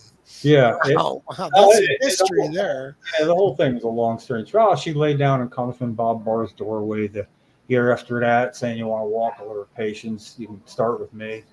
And then I was the only one arrested because they pulled a move on us I didn't see coming. And as nasty as it was, I applaud it, because like when they cleared the hallway because she's laying down, and that's also Bob Barr, Cheryl Miller. Look that up on YouTube. There's footage till they cleared the hall. Not news footage, just somebody with us. And what happened was after they cleared the hall, they said anybody that doesn't leave now is going to be placed under arrest, meaning anybody else, like the people with cameras, people with us. So they all left, and it was just me and her. And they bent down and looked to Cheryl, said, Cheryl, would you like us to help Jim get you back in your chair? And Cheryl thought we were under arrest because everybody that doesn't leave is going to be under arrest. Well, we'll still there. I mean, she got brain lesions too. She, it takes a little extra time to figure things out, and she would. But and when I went to explain to her, if you say yes, I was going to tell her it's consent to leave, and that's not what we're here for, But as soon as I talked to her, they shut me down, and really heavily. If you're gonna be out of here if you open your mouth again, talking to you, interfering with police and blah, blah, blah. They said the same question. She looked over at me the same way. I started explaining it the same way, and I have never been flipped over on my stomach, dragged by my heels, one person on each heel, like trotting away. I kid you not, I was down the end of the hallway in 10 seconds, and she disappeared from sight. Then they asked her again, would you like us to help you get back in your chair? And she said yes, because she can't move. They said, consent to leave. We'll get you back in your chair. There's some people probably around the hallway. We go back with them, and hey, we're not going to put the stuff you came in sitting on because it looks like a prop. No, it wasn't a prop. That whole sleeping bag she was laying on was part of what she would be comfortable on in a chair. She was like kind of thin, where she didn't have a lot of natural padding, and you couldn't just sit flat on a wheelchair without something, a gel cushion at least. So anyway, that was it. And then when I had to go to court, they wouldn't let her be in the courtroom with me because she would taint the jury, and they planned 4 days of testimony themselves, knowing. And they refused. The court refused to have anybody take care of her in the hallway or be ready, because that was at it. They refused to because of the severity of her condition.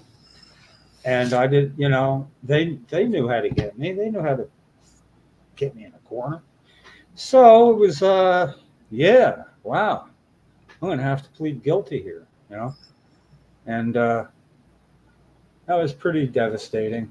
But, in the end, the satisfaction was that the judge was very anti-medical marijuana, a woman who was having her own problems and had to be off the bench at 3 o'clock, and we were doing this at 9, 10 o'clock, and they wanted to work something out. My lawyer said, listen, we'll go back with the best we can do, but not till about 1:30. I'm going to tell them it's going to take me a while to convince you. We'll have some lunch. We'll go in. There's a pool of judges that will be able to continue with the plea bargain already in effect, so we'll do that. And we got the best possible judge, a maverick defense lawyer who became a judge that he said he's exactly who we want. And damn if he wasn't. Because after all that, we had the pleasure of when my lawyers made the deal that we get to say whatever we want. They don't get to speak. They made that deal. My lawyer's having some fun, and he takes out a picture. There's a picture of Cheryl and Jim and Bob Barr 2 days before the incident, showing there was no animosity. It must have been something that Congressman Barr did to get them, And the prosecutor jumped up, and there's been no mention of pictures. The prosecution has pictures. Judge did this. He was looking at it. He went, sit down. You're not even supposed to speak. And he backhanded the guy to sit down.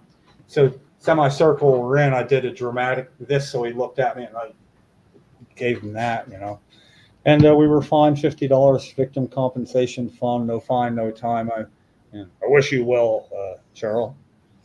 From the judge. So anyway, long strange trip it's been. Tonight was not about me. It's about you. But as Sewell said, Jim always finds a way to make it about him. Hey, well, it's very interesting. I'll tell you, Well, that's legendary. Around that time when all that was going on with you, I was just recovering from a pretty intense racing wreck.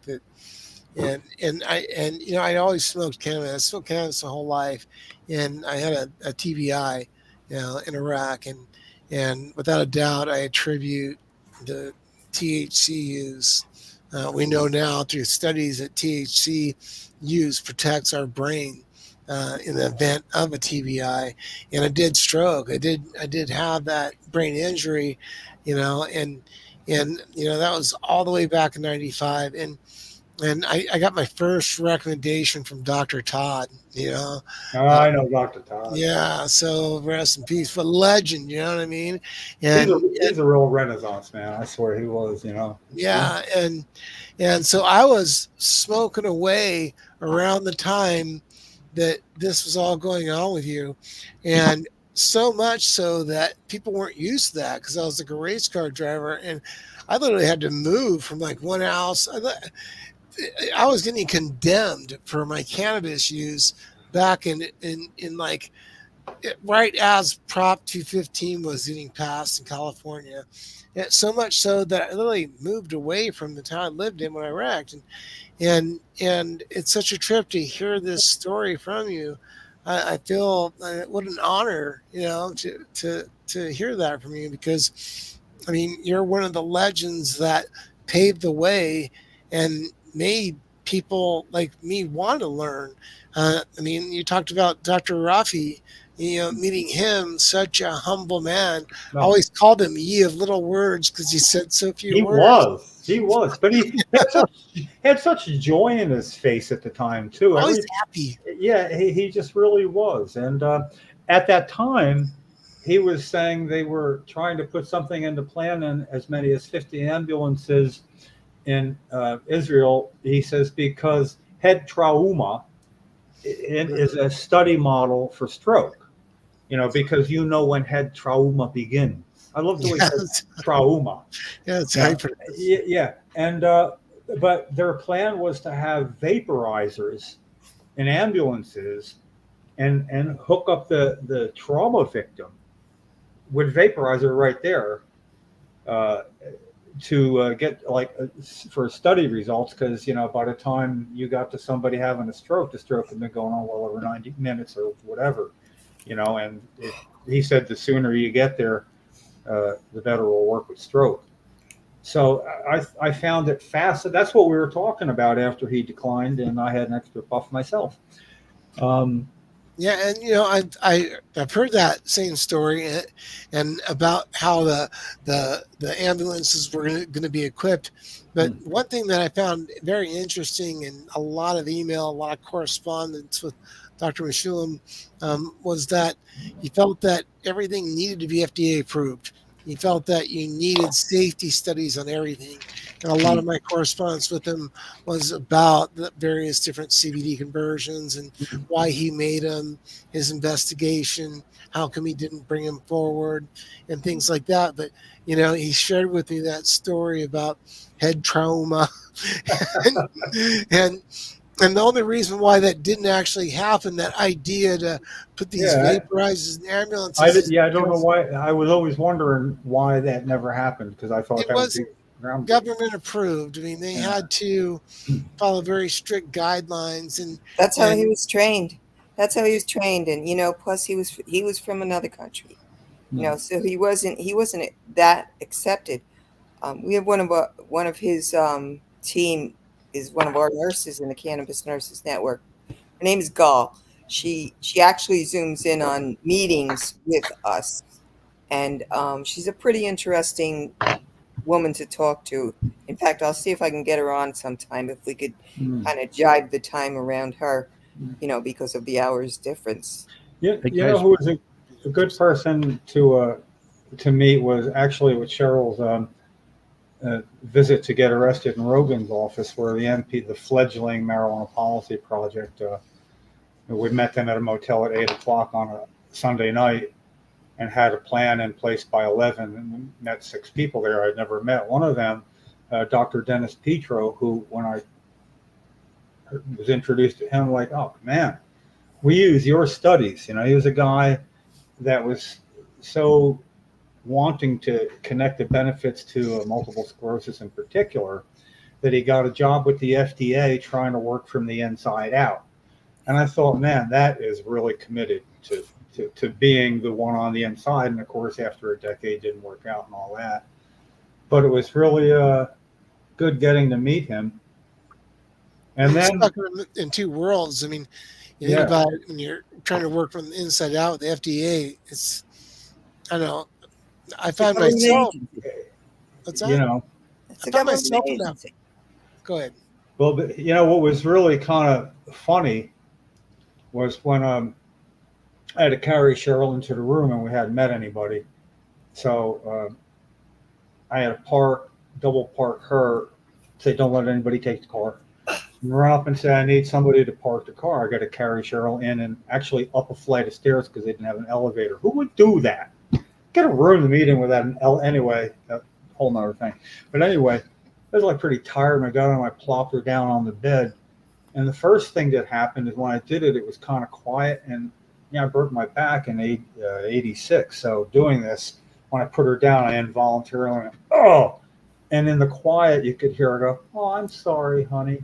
Apologize. So Dr. Dennis goes, Jim, is it okay if I examine, I think was where he is, Cheryl, real quick? I went, Doc, that's on manners, like pointing right at her. He goes, what's Cheryl, do you mind, Anyway, he's looking and hi, I'm Chuck Thomas, and hi, I'm David Borden, and hi, Mike Kirshner and a couple others. And then Dr. Dennis stood up and everybody got quiet and he turned around and he went, not good. And before he could turn back around, very, very soft voice went, oh, I'll be all right. Kind of scolding him, I'll be all right. It was like, what do you call it? A dichotomy, I guess, if that's the right word. But we took advantage of that till 2003, For last time out was in Rhode Island at SSDP, Students for Sensible Drug Policy, East during the regional conference, of which Tom Angel was the head of, and now he's runs the Marijuana Moment, which is a pretty good source of information on all things cannabis where we are legally in the country. I use him to know where everybody's at. And the reason he did that was how impressed he was with Cheryl. He's always said that. All along, it's just like he knew what he wanted to do then. So, it's actually a kind of people look at it one way. It was a very privileged life to give somebody like Cheryl something nobody else had. Who else is going to be coming out in a wheelchair out of a nice motel in Washington they moved us to after the Rosen thing? First person passing by, a woman dressed all business-like, sees Cheryl and says, I saw you on the news last night. Good for you. Good for you. And I saw it, the look of pride that Cheryl had. If she had any faults, it was she definitely was able to be proud of herself. It seemed like, and I love that, It's like, the weaker she got, the stronger she got as an advocate. And she understood that. So it was again, see, it's all about me now. We have a question from Marina. Marina took RSO, and unfortunately, it didn't work for her. She is now on treatment from her doctor. And Marina's on the line. Can you, Marina, do you have a question, or can you explain what? No, what it's frustrating because what works for one person doesn't work for, somebody like me. This is the fourth time I'm dealing with this. Right now, my doctor put me on Keytruda and Avastin. My liver, for some reason, I've always had challenges with my liver going up and down. I never smoked medical marijuana, until I was diagnosed, until I was about 47.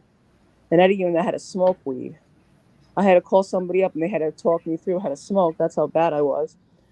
But I do like it to sleep, but I haven't had it in a couple of weeks because of my liver.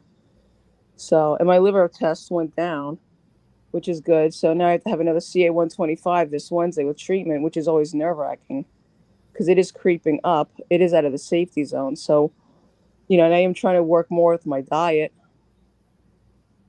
and I'm trying to make some food ahead of time. But then again, if you make it ahead of time, you can't put it away in the freezer in plastic. Like I put it away in the freezer with plastic bags. Now they're saying that's not good because all the plastic seeps into the food. So what do you do? Well, one question I have for you is how are you using the RSO? Are you using it solid, like thick oil, or are you using it in a tincture? In a tincture, I still have it, but I haven't used it in months because it wasn't doing anything. Is it something that's been lab tested? Do you know, like the No, grams what you're taking? So you don't actually know. Is it THC oil? I'm not really sure.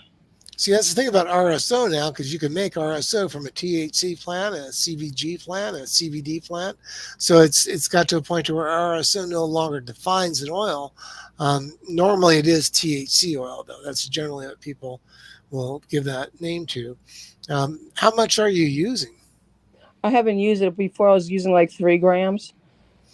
3 grams. No, not 3 grams, like 0.3 or something like that. But like my math is horrible. But like just like the lowest dose. But I stopped taking it because it really wasn't working. And now it was also going into my liver. And I've had liver challenges on and off for like since I was 20. They can never figure that out. I did have my leg amputated when I was 4.5 due to a birth defect. And I remember I had to have a blood transfusion, and that was in '74 when I was 4.5. So, I mean, I try and walk around and stuff. Did you smoke? So you never smoked cannabis before, I was diagnosed, before you were diagnosed. and I didn't have a problem with other people doing it. That wasn't for me. So when you did smoke it, what would be the result of smoking cannabis before that? I would just use it for anxiety and for pain, like after my surgery, because I had to have a full hysterectomy, and they thought the cancer was in my liver, and it was not. And then they found a non-cancerous tumor in my intestines, and I had over a 6-hour surgery. And then when I came home, I told my doctor, and I said, I just want to smoke. And she goes, please, please, please. She begged me to get these painkillers prescribed to me. And I said, fine. And she goes, but you can smoke, but just so you have them. And she's, because you're going to need them. When I saw her there 3 days later, she walked into the room. She's like, oh my God, you look wonderful. I can't believe how good you look. You look this and this and this. I took the pills up, put on my hand. I'm like, this is the exact number you assigned me or prescribed me. I didn't take one. And she was totally against it. And she goes, you flipped me. But unfortunately, she had to move back up to Bergen County. So was that the oil that you're using that made you not need the pills? No, I think it was just regular smoking. Oh, smoking. Smoking. So see, everybody's endocannabinoid system is different. So if we all have a different physiology or response to things, we're not going to have the same outcome. So some people will use THC oil and their body truly needs it. Some people use THC oil and their body has enough of the endocannabinoid that THC looks like. So sometimes it sort of defeats itself. And sometimes when people get THC oil used for cancer, they may not have a big enough supply. They may not be able to take enough of it at one time, and you can see how hard it is to give advice to somebody because most people don't know the exact dosage they're taking. And that's why I do a lot of one-on-one with cancer patients. That's why, Jim, you can reach out to me on the Researcher OG website, and so can you, because it's way easier to help somebody when I can go through exactly what their situation is. Everybody's ECS functions different. That means some people respond to THC very well. Some people don't. Some people are in between. And if your body already has the endocannabinoid that THC looks like, taking THC actually could be detrimental. It could actually not work.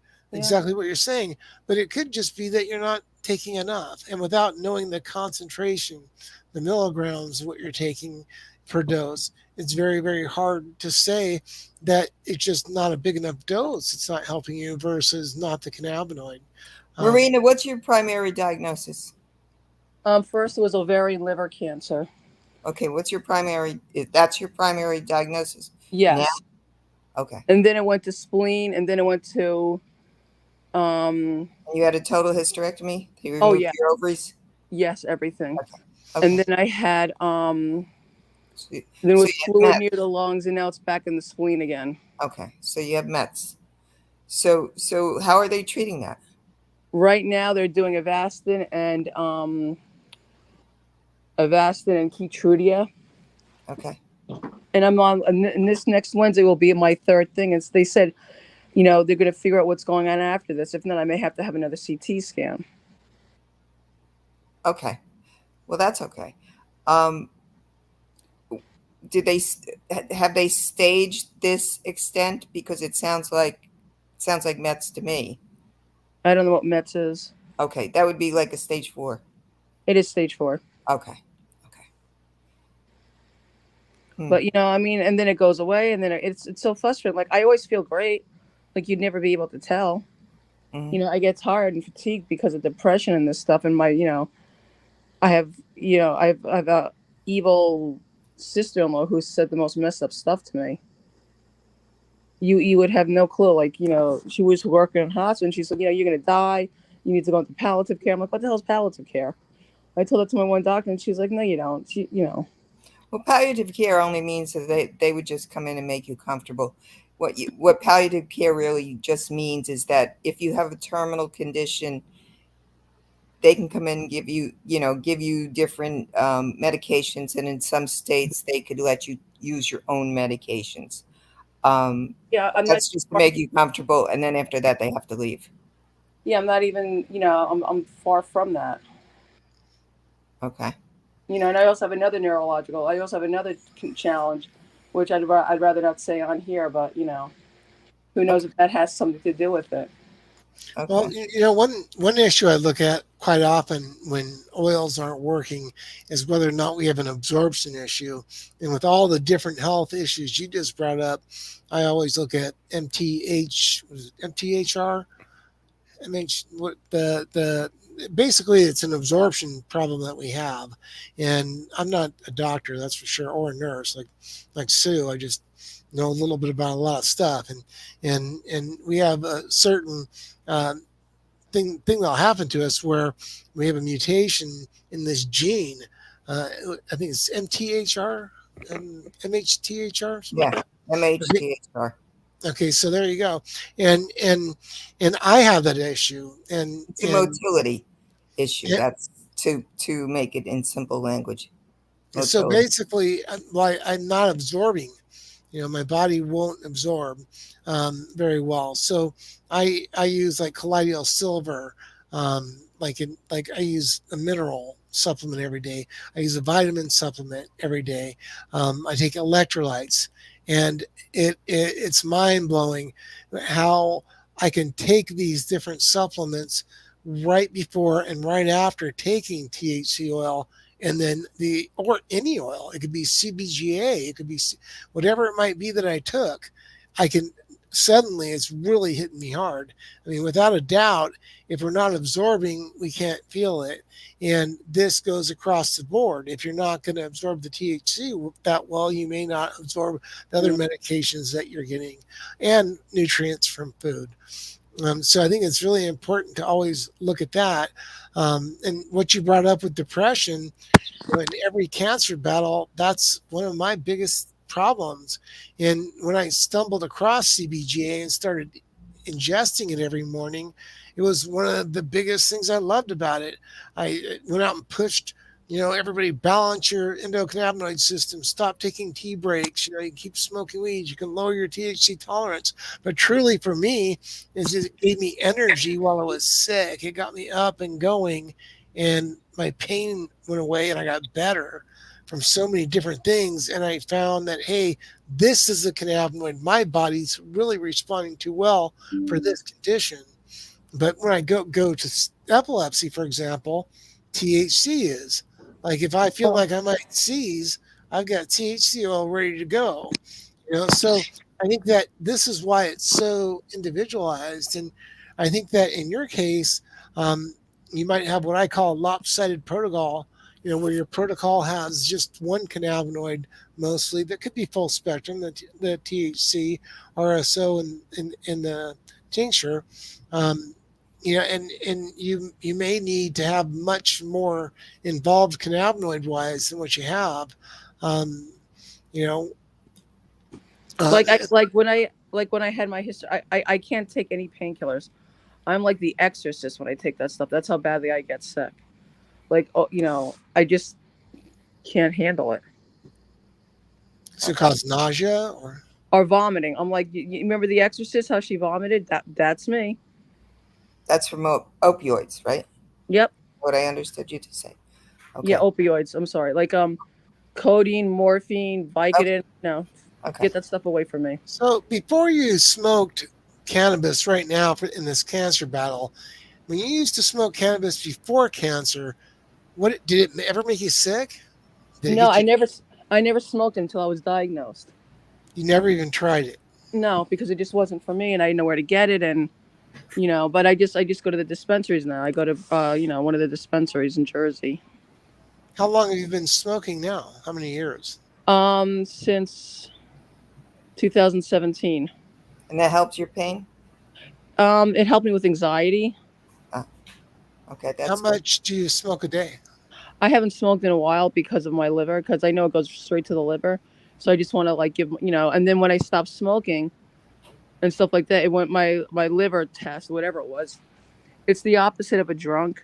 It went down 30 points. So Okay, so you may have something else going on there because I don't know that to be fact. I do know that one of the cannabinoids, I think it's CBG, um, can elevate some of your liver enzymes, but for the most part, the rest of them don't. It's CBD. But Yeah, again, CBG, not D. CBD. Yeah, it was found in the Epidiolex trials that CBD through the CYP450 elevated enzymes. I think both of them do. CBG does. CBD does not.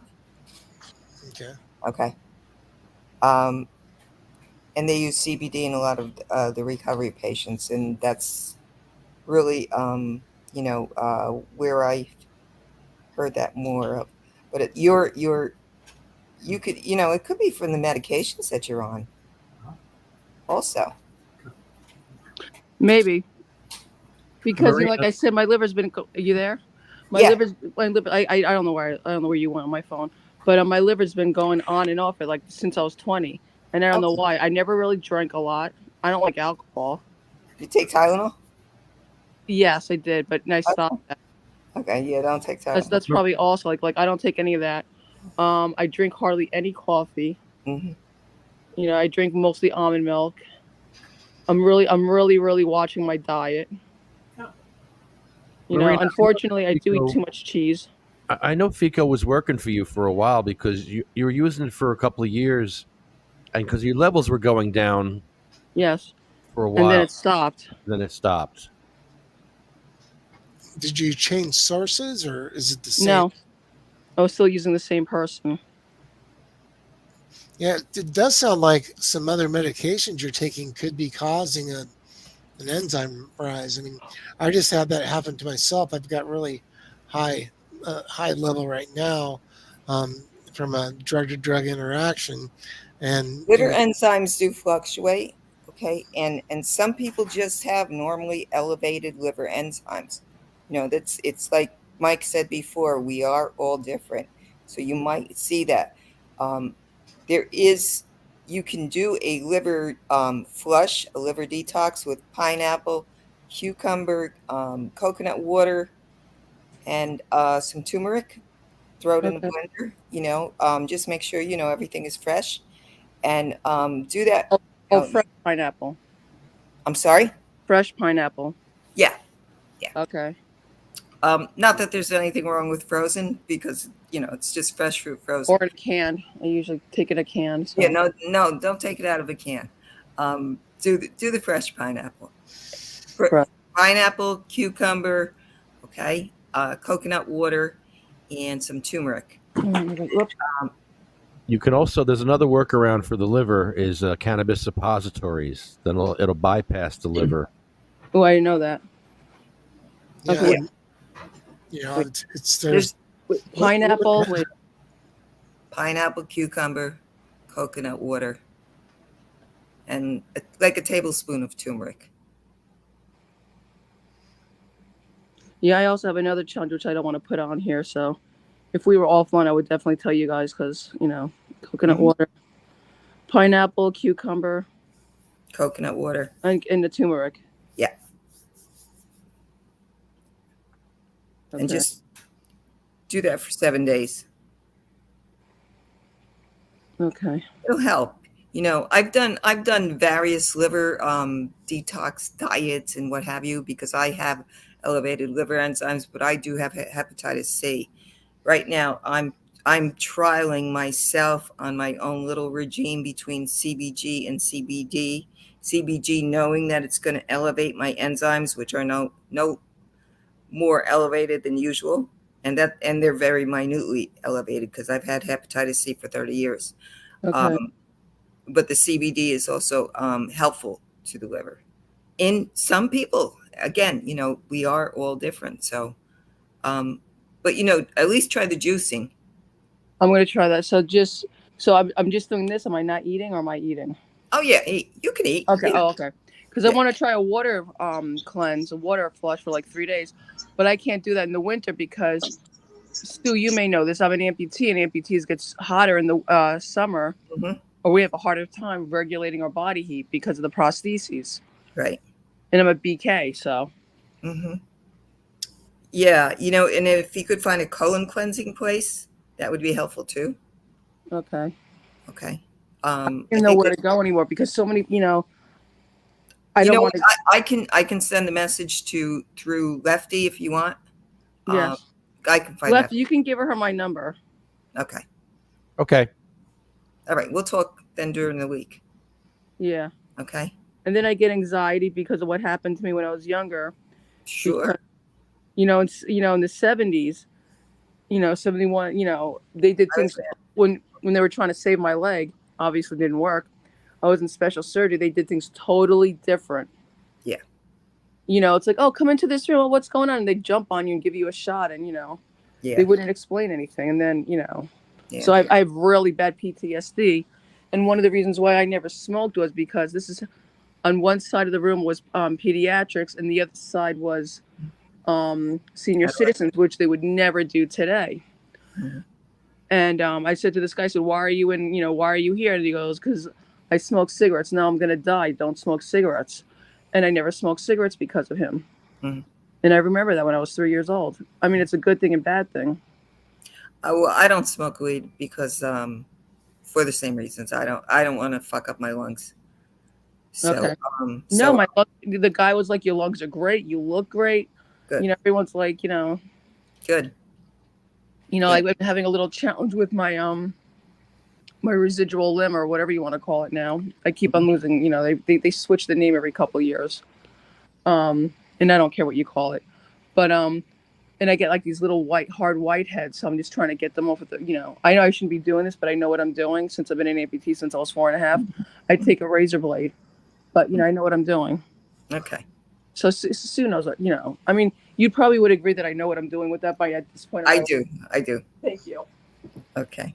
Yeah, Lefty, give her my number and he'll give you mine. Okay. Okay. And we'll talk. Yay. Thanks, Marina. I hope you feel better. I feel great. I just, I'm just being, I get like to be a nervous wreck. Sure. Like Wednesday. Oh, yeah. And then I'm so positive where I piss off my oncologist. Where when the third time I came back, I said, I cancel you. Don't ever say that to an oncologist. Where are you being treated? MSK. Okay.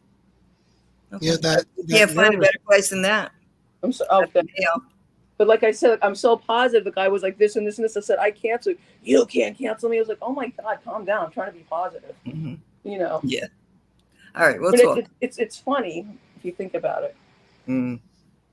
You just got to hang in there. It can be very difficult with anxiety. I have a PET on the 22nd, so I call it the pre-PET jitters, and I just think that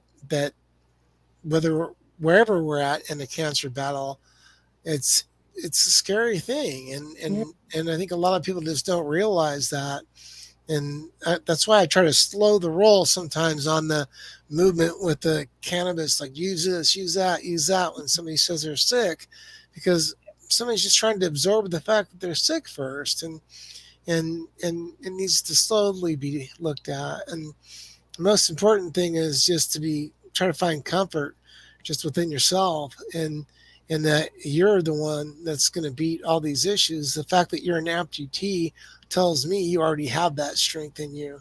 The fact that you started smoking in 2017 for this cancer, it's 7 years later, you're a warrior. My mom has been such a rock with me. I mean, Lefty, you met my mom. My mom turned 83.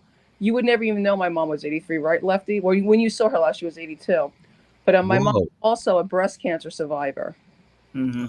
And she's just, amazing. And matter of fact, when I was going through my treatment, because, the hard chemo gives you really bad fatigue. And she would say, go upstairs and get stoned. I don't want you to come downstairs until you get nice and stoned. Yeah. I mean, it's funny, And then she'd be like, do you have enough of weed? Let's go to break. Let's get you some more. She sounds like a sweet lady. She loves her baby girl. Yeah, All right, you call me. I definitely will. Okay. Then we can talk real. Absolutely.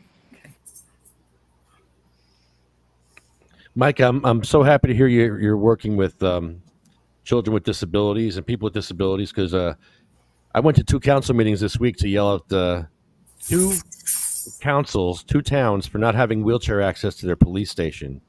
I didn't think that was a thing, but we actually have police stations in New Jersey without wheelchair access, as well as post offices and pharmacies and all that. But it's a uphill battle with the disability rights here in New Jersey. That's a blatant ADA violation. That's a Title II. It's a government entity violating Americans with disabilities rights. There's a Civil Rights Division of the U.S. Department of Justice. It's called the CRD. So when you have these kind of issues, the Civil Rights Division of the U.S. Department of Justice will take an ADA complaint, a Title 1, 2, or 3 complaint, and it's only 1 page. You just say what happened, who did it, and they do investigate. Most people just don't know where to go. But there is a division within our government that does investigate these kind of issues, specifically these ADA issues, and they do go in and sue cities, force cities to do things. And believe me, if they know that the CRD, the Civil Rights Division, is looking into it, they'll put that, you'll get new sidewalks all over town quickly. So it's just, people don't know where to complain. But what about the talking traffic lights and Zoom access? Because that was taken away from us too. Because Sayreville, it's horrible. And here's the messed up part. The mayor's son, which is really sad, he has ALS. He's in a wheelchair. He's in a ventilator. That's another thing. They took away Zoom access. For 19 months, we got Zoom access for healthy people, and disabled people were along for the ride. They got, online school. Disabled people got online church, online work, online council meetings. And then after COVID ended, disabled people got screwed because they took away Zoom. And so we're trying to get, these councils to put Zoom back on. And I think it's a ADA violation, because there's a process when you take away disability access or make changes. There's a grievance procedure, question and answer period. All these things were they don't even have an ADA officer, half of these towns. This one I would find a very quick ADA complaint on, because you have an overlap. You used the disabled population. You basically only gave the disabled population something you gave the able-bodied population. ADA requires that you give entitlements to the disabled population. It doesn't say these entitlements include the non-disabled population. So right away, you've got a clouded situation with the Zoom issue. But with almost every civil rights issue, I mean, I did this for 20 years, traveling around all over pro bono. It's money. There's no money to fight the entities, and like the ACLU's lost their referendum. I mean, people that had backing no longer have it. So how do I, as one man, file an ADA complaint? And I did it in the onset of the pandemic. They shut down all special ed. Well, I'm sorry, that violates the ADA. That violates the rights of disabled students. It violates so many different federal laws. It's crazy. I don't care what virus is floating around. That's my position. And I filed and I sued. I went up against the state. I went up against the school district. I backed up the school district because I didn't want my local area to get hurt. So I went up against the state. And they came in and investigated, did the whole thing, and that entire thing got washed away, of course, because of the pandemic. It was like a special circumstances deal. Yeah, that's what they So call. Yeah, because it was all under that emergency. it You know, fell just the same thing like the drug companies got away with. Any vaccine injuries. They're not liable because it was federally granted with that with that promise that nobody could come after the pharmaceutical companies for any kind of injuries because it wasn't tested. the Zoom issue would probably be the same thing because Zoom enacted that during that time of the pandemic. And so a lot of the things that are utilizing AI, like the traffic light situation she asked about, that would be the same thing. It was implemented during a time of a pandemic. They'll use whatever excuse they can to turn down a civil rights claim. I mean, these are, you're going after empty money, normally just trying to prove a point anytime you do something for civil rights. But as far as getting stuff paved, hit up the Civil Rights Division. They're like very friendly people that can't wait to help. And I love referring people there. And it's so simple. You go to usdoj.com and look for civil rights. And there you go. You can even Google Civil Rights Division complaint, ADA Title II complaint. Google, and you'll get the form popping right up from them. And it's, man, I just can't believe when I stumbled across that as a lobbyist, I just did not stop. I don't know how many hundreds, if not 1,000 different complaints went into them. Every time I saw a problem, it was just one page, write it up, send it, and they pick it up and go. So I think a lot of issues that we have, and this ties into the podcast because we're talking about cannabis. And one issue I've had myself is how I get treated when I use my title. And I have told so many people over the last 45 to 60 days, quit going into oncology, acting like all kinds of stuff about oncology when you're not an oncologist.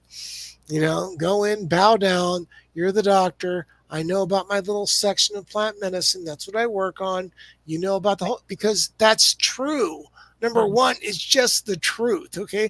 And when we go in all on our plant medicine pedestal, we sort of piss them off. And now we're not getting the attention we possibly would get or should get because, hey, humans are humans. So I find that cannabis patients are running up against sort of this brick wall because doctors are learning and don't know quite enough. And the cannabis patient learned all kinds of stuff on Facebook, watched this podcast, goes in and tells her doctor, I want this, I want to try this. And the doctor's like, no, and negative. And then the next thing, the doctor's got an attitude once they started it without him. And it's one thing for the patient to do it, but for me to say, I'm Mike Robinson, the founder of the Global Cannabinoid Research Center, and I just shot myself in both feet immediately, So I just think it's important that we try not to overstep our boundaries. I mean, like when Sue, you started talking to the patient, I'm like, shut up. She's been trauma nurse forever. She knows medicine. She knows the body inside and out. I still learn about things every day.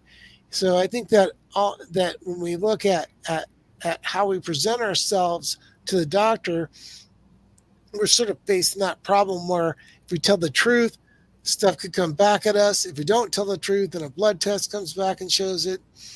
So I don't know. I just think that's something that needs to, or a subject that needs to go on the table to be talked about, and for patients to, I don't know, have some kind of guideline. We have so many other charts. Like, what do you say to a doctor that doesn't accept your cannabis? Well, unfortunately, until this deschedule, reschedule, happens, we're still we're still held by federal law, those of us that have licenses, and that means the doctors, their DEA licenses are from the Department of Justice. So they are, you know, my husband really can't. He does, but he can't. Which I shouldn't even say anything. Never mind. Never mind. Um, I know of doctors that do, and they do advise, why don't you try? There's nothing wrong with saying, why don't you try? It's like, why don't you try lion's mane mushrooms? You know, so it's kind of the same concept. But I do have a question, and this goes back to the traffic lights. Okay, for the blind. Now in Bergen County, we have traffic lights for the blind. Our traffic lights talk, but they're not. That's like widely sparse through Jersey, right? Like down towards where you guys live. It's not as prevalent as it is up here. Lefty. It's all over. It's all over. It's everywhere. What is? What you just said. It's everywhere. It's not just in South Jersey. No, no, no, no, no. I'm telling you. I'm just saying that. Here's my question. My question Oh, I'm sorry. is okay. Is that for the most part, as far as I know, like the majority of places in Bergen County do have the talking traffic lights. Okay, so isn't there something with the American Disabilities Act or something with civil? I don't know. Under what, Mike? What you've worked under, Lefty? You've worked on Well, with? there must be grant money available for these talking traffic lights because I didn't know they were for blind people until a blind person reached out to me because we're fighting for a traffic light in Bayonne, and now we're fighting for my set here is where we're fighting for a traffic light right here. This Yeah. set has been brought to the council meeting. This is where I do my laps to try to get the light. I just stop traffic and make them stop for me. Okay, but isn't there something in the law about you're providing this for a certain individuals with disabilities in one area of the same what do I want to say, this same, Municipality, well, yeah, yeah, because yes, Morristown has them. Jersey City has sparse, spread out we sparsely. have them, we have These these issues all fall under what's called the Olmstead Act okay, or the community integration. Okay, can the disabled person access? Is the walkway okay going up to the courthouse? Is the walkway okay here? If the disabled person can't walk on the place that the able-bodied person can, you got a violation of the ADA. If the disabled person can't do what the able-bodied person can do at that traffic light, you've got a violation of the ADA. It's just that simple. You just have to get comparison.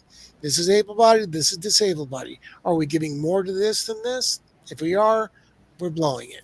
If somebody reports it, okay, but how about if you're giving more to, what I'm asking is if you're giving it to different areas and not to all areas. that's another Like, issue. If you okay, go by socioeconomic classes, now you're okay, also violating rights okay, based that's on your that's where income I'm going. class. So, we find this all the time in special ed. We find it all everywhere, always, and it's in all government. I mean, lower socioeconomic, generally, you're going to find less complainers, so you find way more violations. Yeah, okay, okay. So there is actually something that we could go in and file a complaint based on the socioeconomics of that particular area. You Yes. could file 5 separate complaints on the same issue based on different things. So Okay. one complaint's based on this person who feels like they are being discriminated against because it's not in their area based on socioeconomic. Another person can say that it's not working in their area when able-bodied people can drive just fine and I can't. Okay, so it's malfunctioning. So you could have the same complaint, but you're using a person every time you file. So, but as a lobbyist, we use those. We're going 1 through 10 million. We're trying to make a scary complaint, where an individual is just going to complain about themselves. So the Civil Rights Division complaint is always based on a person and their access or right to do something. So all the issues you brought up are something I could file a complaint on tonight. You could. It's So surprisingly. there's no real class action suit when it comes to the complaints that we're talking about tonight. Well, you file the Civil Rights Division complaint, and the Civil Rights Division acts on the complaint. Okay. Now you have action on a complaint, Okay. and you have the federal government saying you've done wrong. So the person that tripped on that bad walkway, now they've got a cause of action. The person that was discriminated against didn't have that place, didn't have that type of traffic light because of socioeconomic. Now they got proof. The government just said you were discriminated against. Now you go to civil court with your civil attorney. So one action is just and see, this is where people get lost. They want to go to civil court immediately, and it's not the place to go. Okay. Wouldn't that work if I were to sue the state for not giving me medical home grow rights? I think anything that has to do with Schedule 1 is never going to work because it's Schedule 1. I mean, Sue made an awesome point about Schedule 3 with doctors. It goes across the board to everything. I've got a school next door. I can't grow cannabis, but I can next year. You know what I mean? I mean, that's pretty intense. So there you go. It's that simple. I just submitted my report about the police station and with no wheelchair access. It took me 2 minutes. Okay. Wow. And people just are not aware that it's that simple. So yeah, flood the CRD because they love complaints. When I talk to them in person, it's like I never have spoken to a government entity over a period of decades and always had nice, happy people to talk to. Like I was a good customer or something. I'm not even paying, and I have seen action. One time I filed a complaint on a judge and an attorney in Nevada over a gal with epilepsy who had her kids taken away and given to her ex-husband who had abused the kids and gone to jail before, had violated restraining orders and gone to jail, all kinds of issues. But she lived with her mom, had her kids with her, and had epilepsy. Mm-hmm. So the judge made a decision, hey, I'm giving custody to him. We filed the civil rights complaint against the judge and the attorneys. And I couldn't believe it. It was like 3-4 months later. I was on the road traveling around, and I got a message I was using Yahoo back then, on Yahoo from her. And she was so happy. She said, I got my kids back today. I cannot believe it. I went to court, and all kinds of people came in with suits, and they all stood aside. And next thing I knew, the judge made a ruling and just gave my kids back. And wow. Yeah, if the feds come in and do something, action gets taken. So I can't say that half the complaints filed had action. I can't even say 10% did because they got filed left and right everywhere. But when you have something that's targeted, now you just started the process, you're going to get something back on what you sent in. Now they're going to want pictures. So give them the pictures. They might want a complainant, other people. Give them the other people. So you feed the complaint more and more. What a lot of people do when they file the complaint is never respond to the department's response. And if you do that, it just dies off. And now it was all for nothing. So you got to just keep following through. Give them more and more. If they say, I don't have enough information, ask them what they want and get it to them. And if you do that, the pressure alone is normally enough to get any governmental entity to go ahead and do what you're asking, because most people do want to help disabled people. It's just a matter of funding and this and that. And people do get demonized because they're in charge of a checkbook and they got somebody staring at them all over the place and when they could write a check. And I've been guilty of it. I have to admit that. And I've gone after people that with vengeance that didn't deserve it, and now I look at it and I try to be a little bit more fair, and instead of just going for the jugular, do a lot of slaps. And the CRD complaints are that. You file the Civil Rights Division complaints, enough of them get filed. Every time you file a complaint formally, you just put in an infraction complaint is what I call that. You can actually Google how to file a Title II complaint. Title II. You'll get full directions. I'll send you the information, Sue. Okay. And it's a whole different deal. Now it's a complaint that you're going to put in detailed writing, and like a 1-page or 2-page thing. You could add pictures to it and more, and it could list 5 or 10 people. If it's this traffic stoplight, it could list 2 people and does 1 through how many people live in that city, 48,000. List everybody. They're just does. Is that what it's for, the stoplight, Lefty, what you just were filing your complaint? Specifically, you got so many irons in the fire, so to speak. What was that for specifically that you just filed, Lefty? Pop quiz. What'd you just file for? Which of your...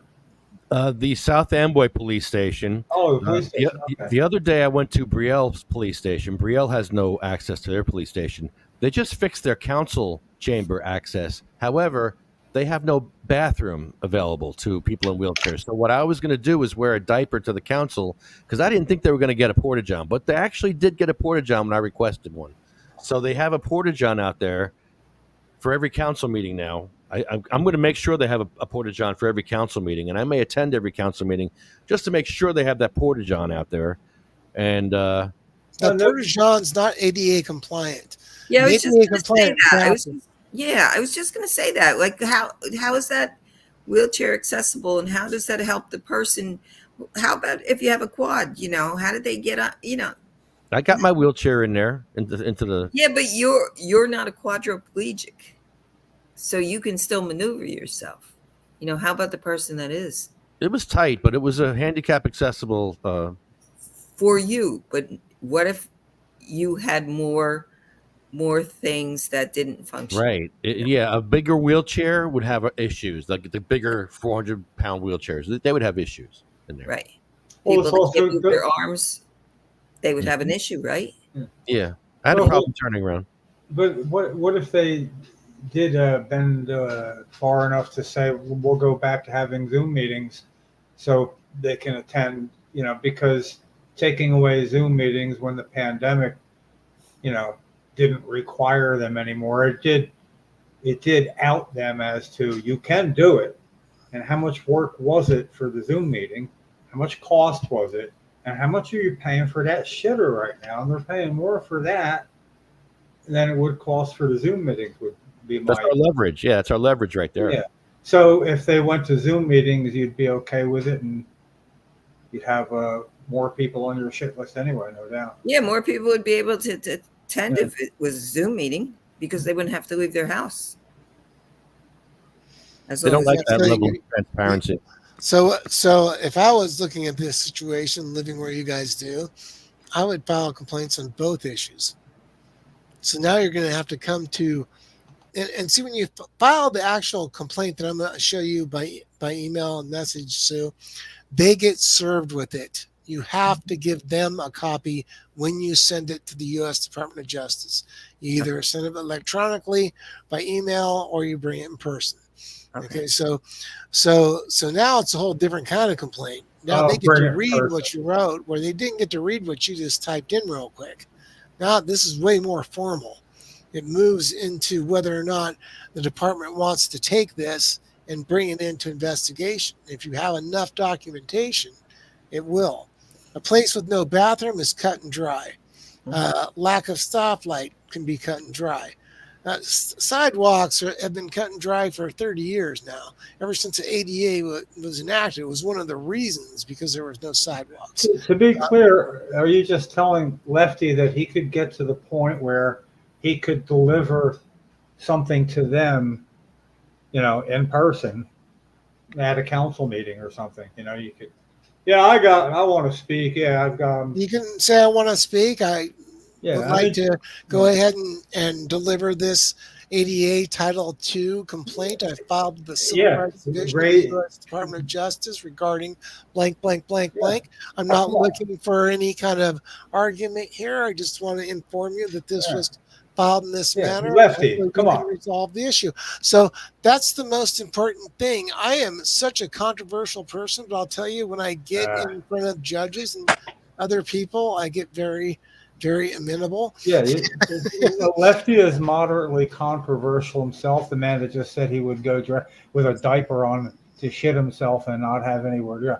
A man that would do that would be considered a bit on the controversial side. But you telling him that he could go to one of those meetings, raise his hand, and he gets acknowledged, they know him, here it comes, and he could go up and say to them what you just said. He could, in effect, serve them this note, publicly. Title II, sucker. On record. Come on. Now there are phones, so now you got you cell have to phones do in the that. background videoing it. Oh, So come now on. you got. See, the big thing we have with all the cell phones and technology is pressure, public pressure, because now you got this video of him coming up and putting this piece of paper down, and just that clip is so powerful. Yeah, right. And now what are you going to do? You guys going to look stupid to the world because it's no longer your own little county newspaper writing about this. Now it's going viral on TikTok, so it's, and they know this. So nowadays we can use media and social media, especially, to get things done. I can only imagine how much easier my job would be nowadays than it was back in the late 90s and throughout the 2000s when I didn't have that, but it's this seems like one that you guys could sort of have fun with, so to say, and I'll help you, as far as because there's one thing I love about the ADA is that you got Title 1, 2, and 3 that we look at, and I always add Title 5 to any complaint. So, for example, this would be a Title II complaint. It's against a governmental entity not providing what they should provide. Okay, so I add Title II and Title V to my complaint. Title V is like an enhancement. Think of like a special circumstances enhancement on an assault charge. Okay, so Title V is a prohibition against coercion, harassment, and intimidation or retaliation. So violating Title V is far worse than violating the Title II. So you're basically filing a complaint that says, here's a complaint, and along with it, here's something that goes with this Title II, which is 5, that says if you do any of these things, it's now a federal offense. Now you're not violating the ADA, you're fitting a criminal code under the federal law. So now it gives protection to the person who filed the ADA complaint. And I think this is an important element to bring up, not to be intimidating, but to be protected, because the number of times I've been harassed has been overwhelming due to the filing of complaints. So it's important that everybody knows that, look, if you come back at me over anything I just did, I have to report it to the feds and let them know.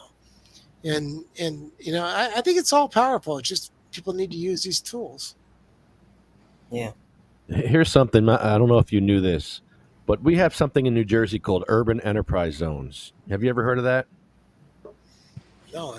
It's an urban enterprise zone is usually an area in the inner city, and they offer 3.5% tax breaks. Instead of paying the 7% or whatever it is, you're paying half the tax that you normally would pay in a normal store. However, a lot of businesses in these urban enterprise zones don't have wheelchair access. So the people in wheelchairs can't get the same tax breaks as able-bodied people in the urban enterprise zones in Hudson County, Jersey City, Bayonne, Union City, all in Hudson County, probably Bergen, probably Mercer as well. Mhm. It's something you don't think about. Yeah, right. I would have had a field day with all this back in the time I was doing this, because this is another one for me that simple. I mean, think of a due process, how complicated that is. That's the kind of thing I would do, is complicated hearings for kids in special ed, and most of them had gone through abuse, restraint, seclusion, things like that. So when it came to civil rights stuff, I sort of had fun, because now this is simple. Now, we're going to execute a plan and make it happen. And a lot of times we can do things that sort of do embarrass people. And I'm sorry if you get embarrassed because you did something really screwed up to disabled people. I think you That's sort of right. deserve it. You know what I mean? I'm sorry that I embarrassed you. I truly am. I don't want to go embarrass people, but do I think you deserve it? Yeah. You know, and if we use these different tactics, we can get a lot done. And I think that we've had to do this in cannabis. It sort of parallels over. That's why I think it worked out well for me to go from the lobbyist into the compassion person and all this stuff because, you know, it was nothing but a lot of judgment and discrimination and everything else. The only difference was it couldn't file any complaints because everything we do is still federally illegal. Yeah. Unfortunately, you know, it's unfortunate too. Like for us, like in the nursing profession, the American Nurses Association, which I don't join any of those associations because they're name only. But so they've just announced this year that they recognize cannabis nursing as a specialty. So everybody was like, "Oh, hoorah!" Like, "Oh, look what we did." Well, we didn't do shit. We didn't do anything. Okay, all they did was recognize it. Well, thank you very much. I recognized it like in 1972. I wasn't even a nurse yet. But what will happen is again that we have to wait until this law, whichever way it's going to change, because every state is different, and we are also regulated by every state differently. Not in a whole lot of stuff, but in some. And so that's still going to be a tricky turn. So I think whatever they do, they're going to do it federally and just wipe out that whole notion of, oh, just let the states decide. I don't think they're going to backtrack on that because they can't. It's getting too confusing for medical facilities and for people practicing and what have you. Because we all do fall under that Department of Justice. We did just trademark, and this is for the Cannabis Nurses Network, just trademarked the Cannabis Nurse Navigator that would come and see each patient that uses cannabis, as whether it's a modality of treatment or which we kind of recognize as anything for relaxation is a modality of treatment, right? It's medicine. It's all medicine. That's it. So this nurse would go and speak to that patient and set up the means and the ways of how to get their medicine to them, what they use exactly.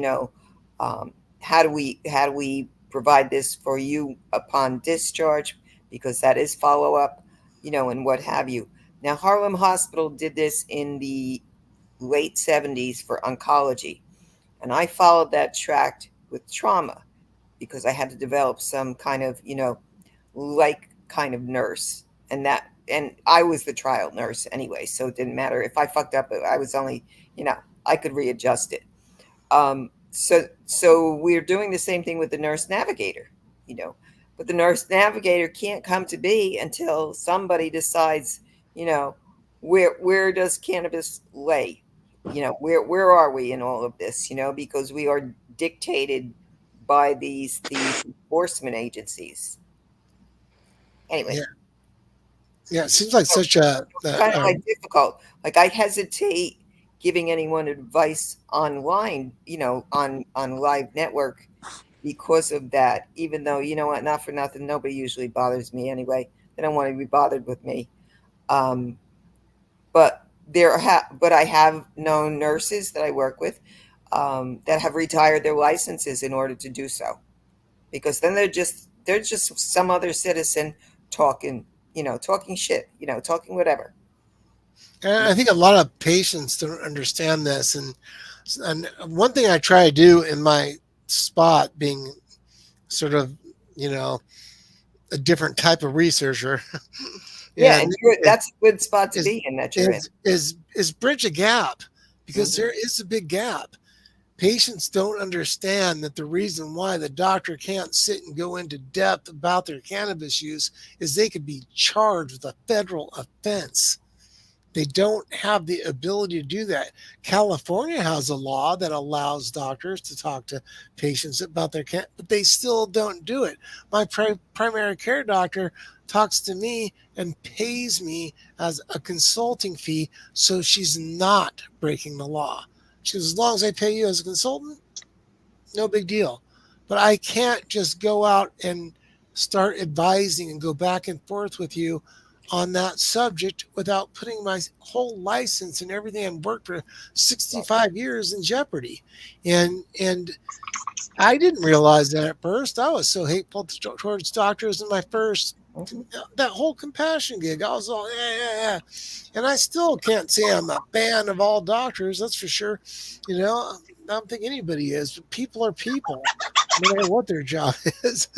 You know, but I think that everybody's in a difficult spot. Patients are in a hard spot trying to figure out what to use with the market that's gone nuts. We've got a hemp industry that's surviving through means that I don't agree with, marketing all kinds of products in all kinds of crazy ways. It's one of the reasons why I spent a lot of time back and forth in email with Raphael Meshulam, was to find out why he made all these different things that were ending up on our market. I found out it was all investigation. It was all scientists playing around, never intending on bringing this into a medical world without strict tests, without safety studies, without seeing whether or not rats and mice died before we looked at whether or not people died. So he heavily disagreed with the U.S. market, feeling that much of it was just out of control and very bluntly. And not for nothing, our indigenous communities right in our own country feel the same way. You know, we're messing with their sacred medicine, and they fall under different laws. Yeah, and I get that. I get it. That's why I think a lot of times we have to look at cannabis in general as each individual person has their own use. That's why it's hard to say somebody's abusing or not. You know what I mean? There's always this big debate over abuse or not. And we don't know inside that person's mind what it's doing for them. I think it's very easy to see when there is a use disorder, people stop doing things they're supposed to do, stop taking care of themselves and relationship jobs.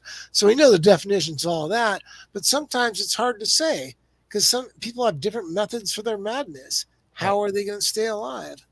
You know, and I think that we have been on this crazy train with every state making a different law and different sets of rules. And I don't see how it's going to work with the government making a whole new legalization with a whole new set of laws, wiping everything out. We're going to go through a very uncomfortable period if that happens. But we're all in a nobody's knows situation, and keep pushing forward is the name of the game, you know. But I feel you as far as feeling uncomfortable about giving advice. I don't give comment advice. I'll tell people that all the time. You know, you've given me a paragraph. You've given me 2 sentences. I don't know anything about you. How could I possibly say you should use this, or that? You know, and it's hard sometimes because I put so much content out on social media. Sometimes I question, is this going to send a message that it shouldn't send? And sometimes work I've done just gets scrapped because I feel like, no, this is going to make people think they all should do this. And that's not the case. Right. Anyway. Well, this is a great podcast. Thank you so much, Rob, for spending so much time with us tonight. Oh, you're welcome. Yeah, it's been a pleasure. You know, it's nice to sit and talk it up about so many different subjects and not just go over the same thing. You know, I'm normally always talking about my family and how I met them and how I became, but it's nice to sit and talk about problems with ADA and because I mean it's all just life and we're all just people. And I think that in industry, in medicine, and in community, if we all just grasped onto that and became unified that, hey, we're all just people, we all make errors, we all do good things, you know, and let's focus on those positives. It's one way I've gotten through the battles in life I've had is to look at all the good things. And thankfully, you know, on that Compassion Trail, I did meet my family, the Cannabis Love Story family, and I've got my girls, and I can be happy, you know. And you got your life too, you know. I mean, Yeah. you know, and Mike- not you're not just a life, but like you said, it's the whole reason that you take the care of yourself as you do, because it's a life worth living. And I gotta say though, I'll make sure Lefty gets you whatever video there will be of him going to a council meeting and serving them papers. That's a great idea. I love that. That will happen. That is right in his wheelhouse. You know, it's like you're pushing somebody into something they would dive into anyway, and as he's ready to dive, you're saying, I'll tell you, you could send me funny. some emails on this issue, and I could write the complaint. Yeah. You could take I've done that so many times, and then you could take the body and massage it whatever way you want and submit it. Because it's the U.S. DOJ Civil Rights Division complaint. You think about it, it's made for disabled people. So it's a really easy process. You saw the phone complaint. That's a report. That's what you did there. You basically reported. You got to keep an eye on Lefty a little bit in some way doing this, because like just that little nudge in the right direction or something, or Lefty, you got to make sure you do what it takes to get, because you got all sorts of other stuff going on. Well, I'll send you a video. We set up ramps at the police stations. These police stations have no access, so we set up our own ramps and used those ramps. The one was, there was no way. It was like a 10 on 12 pitch. It was insane, and I almost died. But so is this the intersection where you want the light right in front of you? No, that's Bayonne. Okay, where is this right in front of you? This is Bayonne in front of me here. Okay, and that's Bayonne behind. I don't know if you noticed, Mike, but the diorama is the background right behind him is behind the brick building. That's the building. It's small. And over his shoulder, it's an identical version. Yeah, Lefty, lean more to the center of the street, out of the way. Yeah, like, see, that's the building there. The picture behind him. And there's no ramp. Yeah,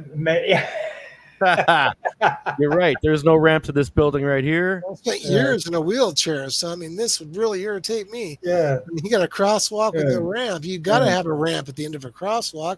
This is fixed. They just got to do this. Yeah, you can't have a giant. You can't have a giant coming out of the roadway like yourself there. I love that seamless transition. We were kidding about this on Tuesday night, and you know, and that it's this picture of the road. It's the same road, so it stands to reason. It's the exact same color, almost like you could drive right from one scene into the other reality. Yeah, who does that? You get like a virtual wheelchair right now, running across that sidewalk just to show people this is what happens. Boom, the person on their face now. Yeah. I mean, if you're alone now, you're trying to get well. back. He finally got hit by a car in his scooter going around the square of crosswalks, making sure people knew they had to stop, and it's involved the police more than a few times on his behalf. But he finally had his first accident. Well, it wasn't much of an accident. The car got the worst of it, running into the footrest. And slow speed, a nudge, you know. I was in my wheelchair, and he stopped for us. He's got video. The other guy, I have it on video. The other guy came across. My wheelchair started to go, and it takes a second when you hit the button to go, and then the car just revved up, and I think he tried to do it on purpose. And he went so fast that when I stopped the wheelchair, it doesn't stop right away. It goes like 1.5 feet still. So I was still going into his car when he was driving into me. So we collided because he didn't stop at the crosswalk. I'm sorry, I'm not laughing at it. It just sounds so bizarre to add something like this at the end. Oh, by the way, this nut you're talking to up in the upper left-hand corner of my screen. Yeah, I mean, when you crosswalk signs and all that too there. Yeah. Yes, there's crosswalk signs, and I have my own crosswalk sign that I carry around with me. You did file the complaint, right? And I filed the complaint, and we're going to see what the judge says and the prosecutor. Yeah. Just a day's work. And then somebody else threw water bottles at me. There's another guy who doesn't like what I'm doing out there. He throws water bottles at me, twice, and I got his license plate, and I'm taking him to court too. Wow. Yeah, I know, right? It You're a wows protester. us, and we should be used to it, but you don't get used to that. Water bottles, I don't get that. I mean, some guy's going to end up with a charge because he threw a water Yeah. bottle. Right? Make it worth your time if you're going to assault somebody. Yeah, come punch me in the face at least and make it worth your while. Mine too. He deserves a charge over just the water I do, bottle. yeah. Come on, man. Let me try out my wheelchair kung fu skills. Hey, I'll tell you, the wheelchair could be pretty intimidating. Back when I was in my power chair, I'll tell you, get in my way, I could hurt you with that thing. Put it on high. Lefty, let's Yeah. ring up some tasers on the front of your scooter, so when somebody tries to mess with you, just start Ooh, zapping them. I needed a roll cage on mine. I used to flip my scooter over all the time, living in this because I was up on the North Shore in Hawaii, and that thing and cruising around with all the brothers and I would just always going so fast in that chair, and I'd turn so fast, and it sometimes just roll. I mean, you got to be careful on those super fast wheelchairs. Yeah? You ever done that before? You ever spill it? No. No. Almost. Almost. When I set up a ramp on a stage to prove they had no access, I set up a ramp and it was like almost straight up and down. Oh, Somebody yeah. had to catch me. Yeah, somebody had to catch me. We spoke about that last night. How crazy was that? Oh my god! I thought you were going to face plant off of that stage. I was like, oh Yeah. no! Was that when Mikey held you up from falling? Yes. Yeah, Afro. Yeah, Mikey he's was going up, over I caught somebody him. else. Ah! That's so crazy. I'll send you that one too. You'll like that video. Yeah. El Rampador. Well, if you want to hang out for 5 minutes, we have our list that we go through every show. Oh, yeah. It's, We do that. Oh, yeah. yeah. What happened is I want to give the short but eloquent version of that phrase already. It started a long time ago as an ode to remembrance, having to do with World War I soldiers. That was Lefty would quote at the end of each podcast. This goes back several years now, and we did weekly podcasts at the State House every Thursday for 8 months a year for 3 years in a row, doing this.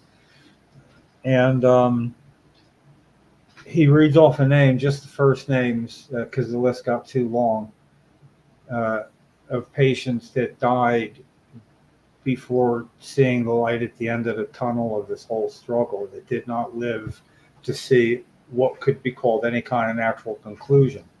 That list it's just long. So anyway, the purpose was, and it won't be as effective on somebody that doesn't know who these people are just by first names.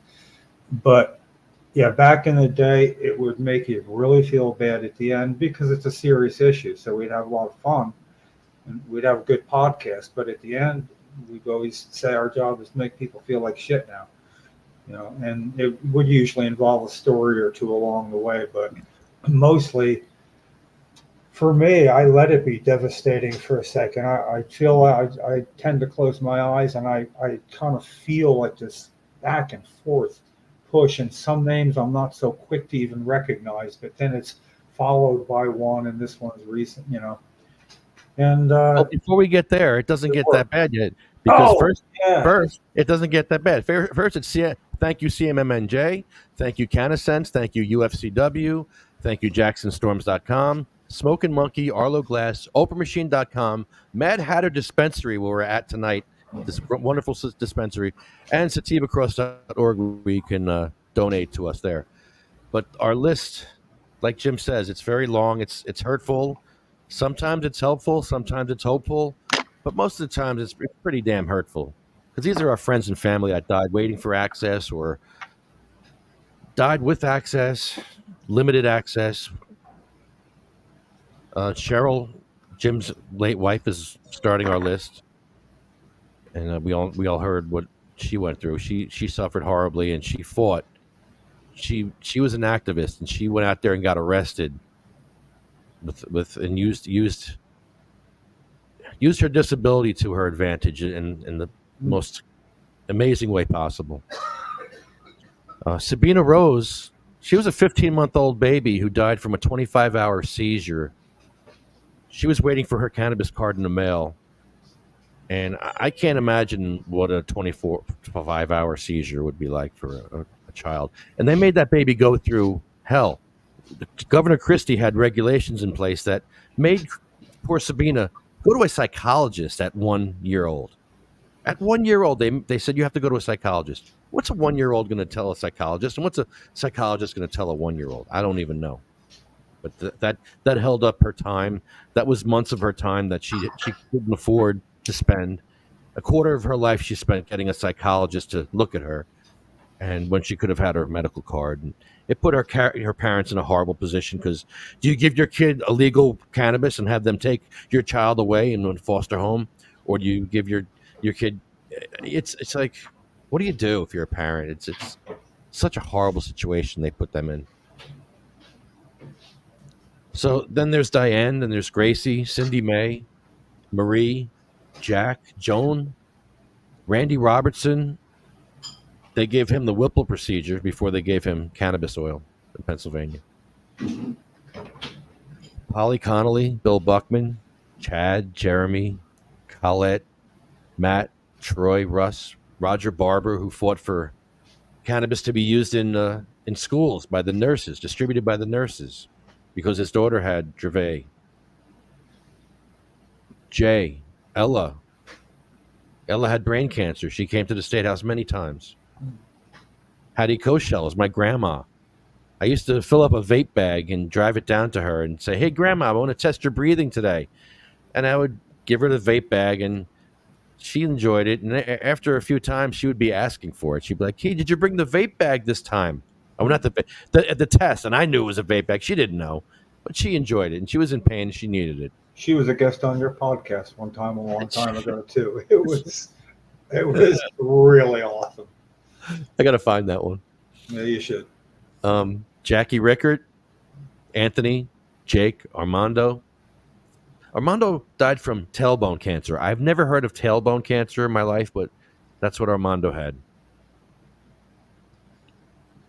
Felicia, Lynn Platshorn, Dan, Sean, Joyce, Lori, Frank, Brian, Flo, Carl, Thorne, Frank and Lorraine, Terry, Charlotte Figgy, mentioned her before,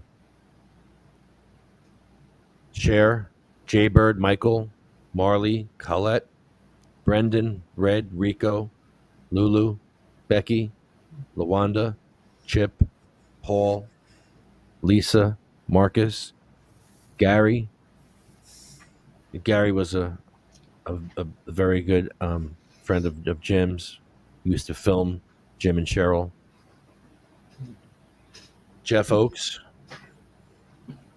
Jeff Oakes was our first president of Sativa Cross, and he died from stage 4 cancer. He would go to council meetings with a chemo bag strapped to his hip. He was badass, and he actually went to The reason why the new sheriff in town, his name is Jeff. Badass, man. He was the best, amazing activist, and he testified from his deathbed. Talk about Zoom access. He couldn't testify from his deathbed anymore, but he testified from his deathbed and told them he's testifying from his deathbed.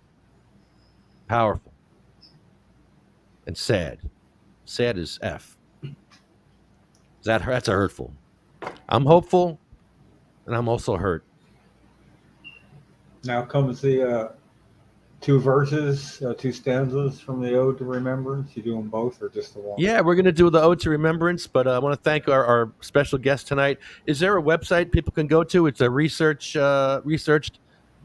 Is that Researcher what it is? OG. researcherog.com. It's a great website. Check it out. All the links are there that you need, and you can send a message if you need to send it to Mike. And this is great. Thank you for spending so much time with us tonight. I've really learned a lot, and I'm very enlightened tonight. Thank you. Pleasure. Thank you so much. I appreciate it. And I'll be in touch about this other stuff. Might light some fires together. I look forward to it. I look forward to helping you on that. I'm still Yeah. looking at that crosswalk going, why? Thank you, Well, Mike. this is the ode to remembrance. They went with songs to the battle. They were young, straight of limb, true of eye, steady and aglow. They were staunch to the end against odds uncounted. They fell with their faces to the foe. They shall grow not old, as we that are left grow old. Age shall not worry them, nor the years condemn. At the going down of the sun and in the morning, we will. Remember them. Thanks, everybody. Nice. All right. Night, everybody. Good night, everybody. Thank you. Yeah, Thank you, Mike. Taco. Good night, everyone. I'll be in touch. Look forward to it. Yeah, Bye-bye. Taco.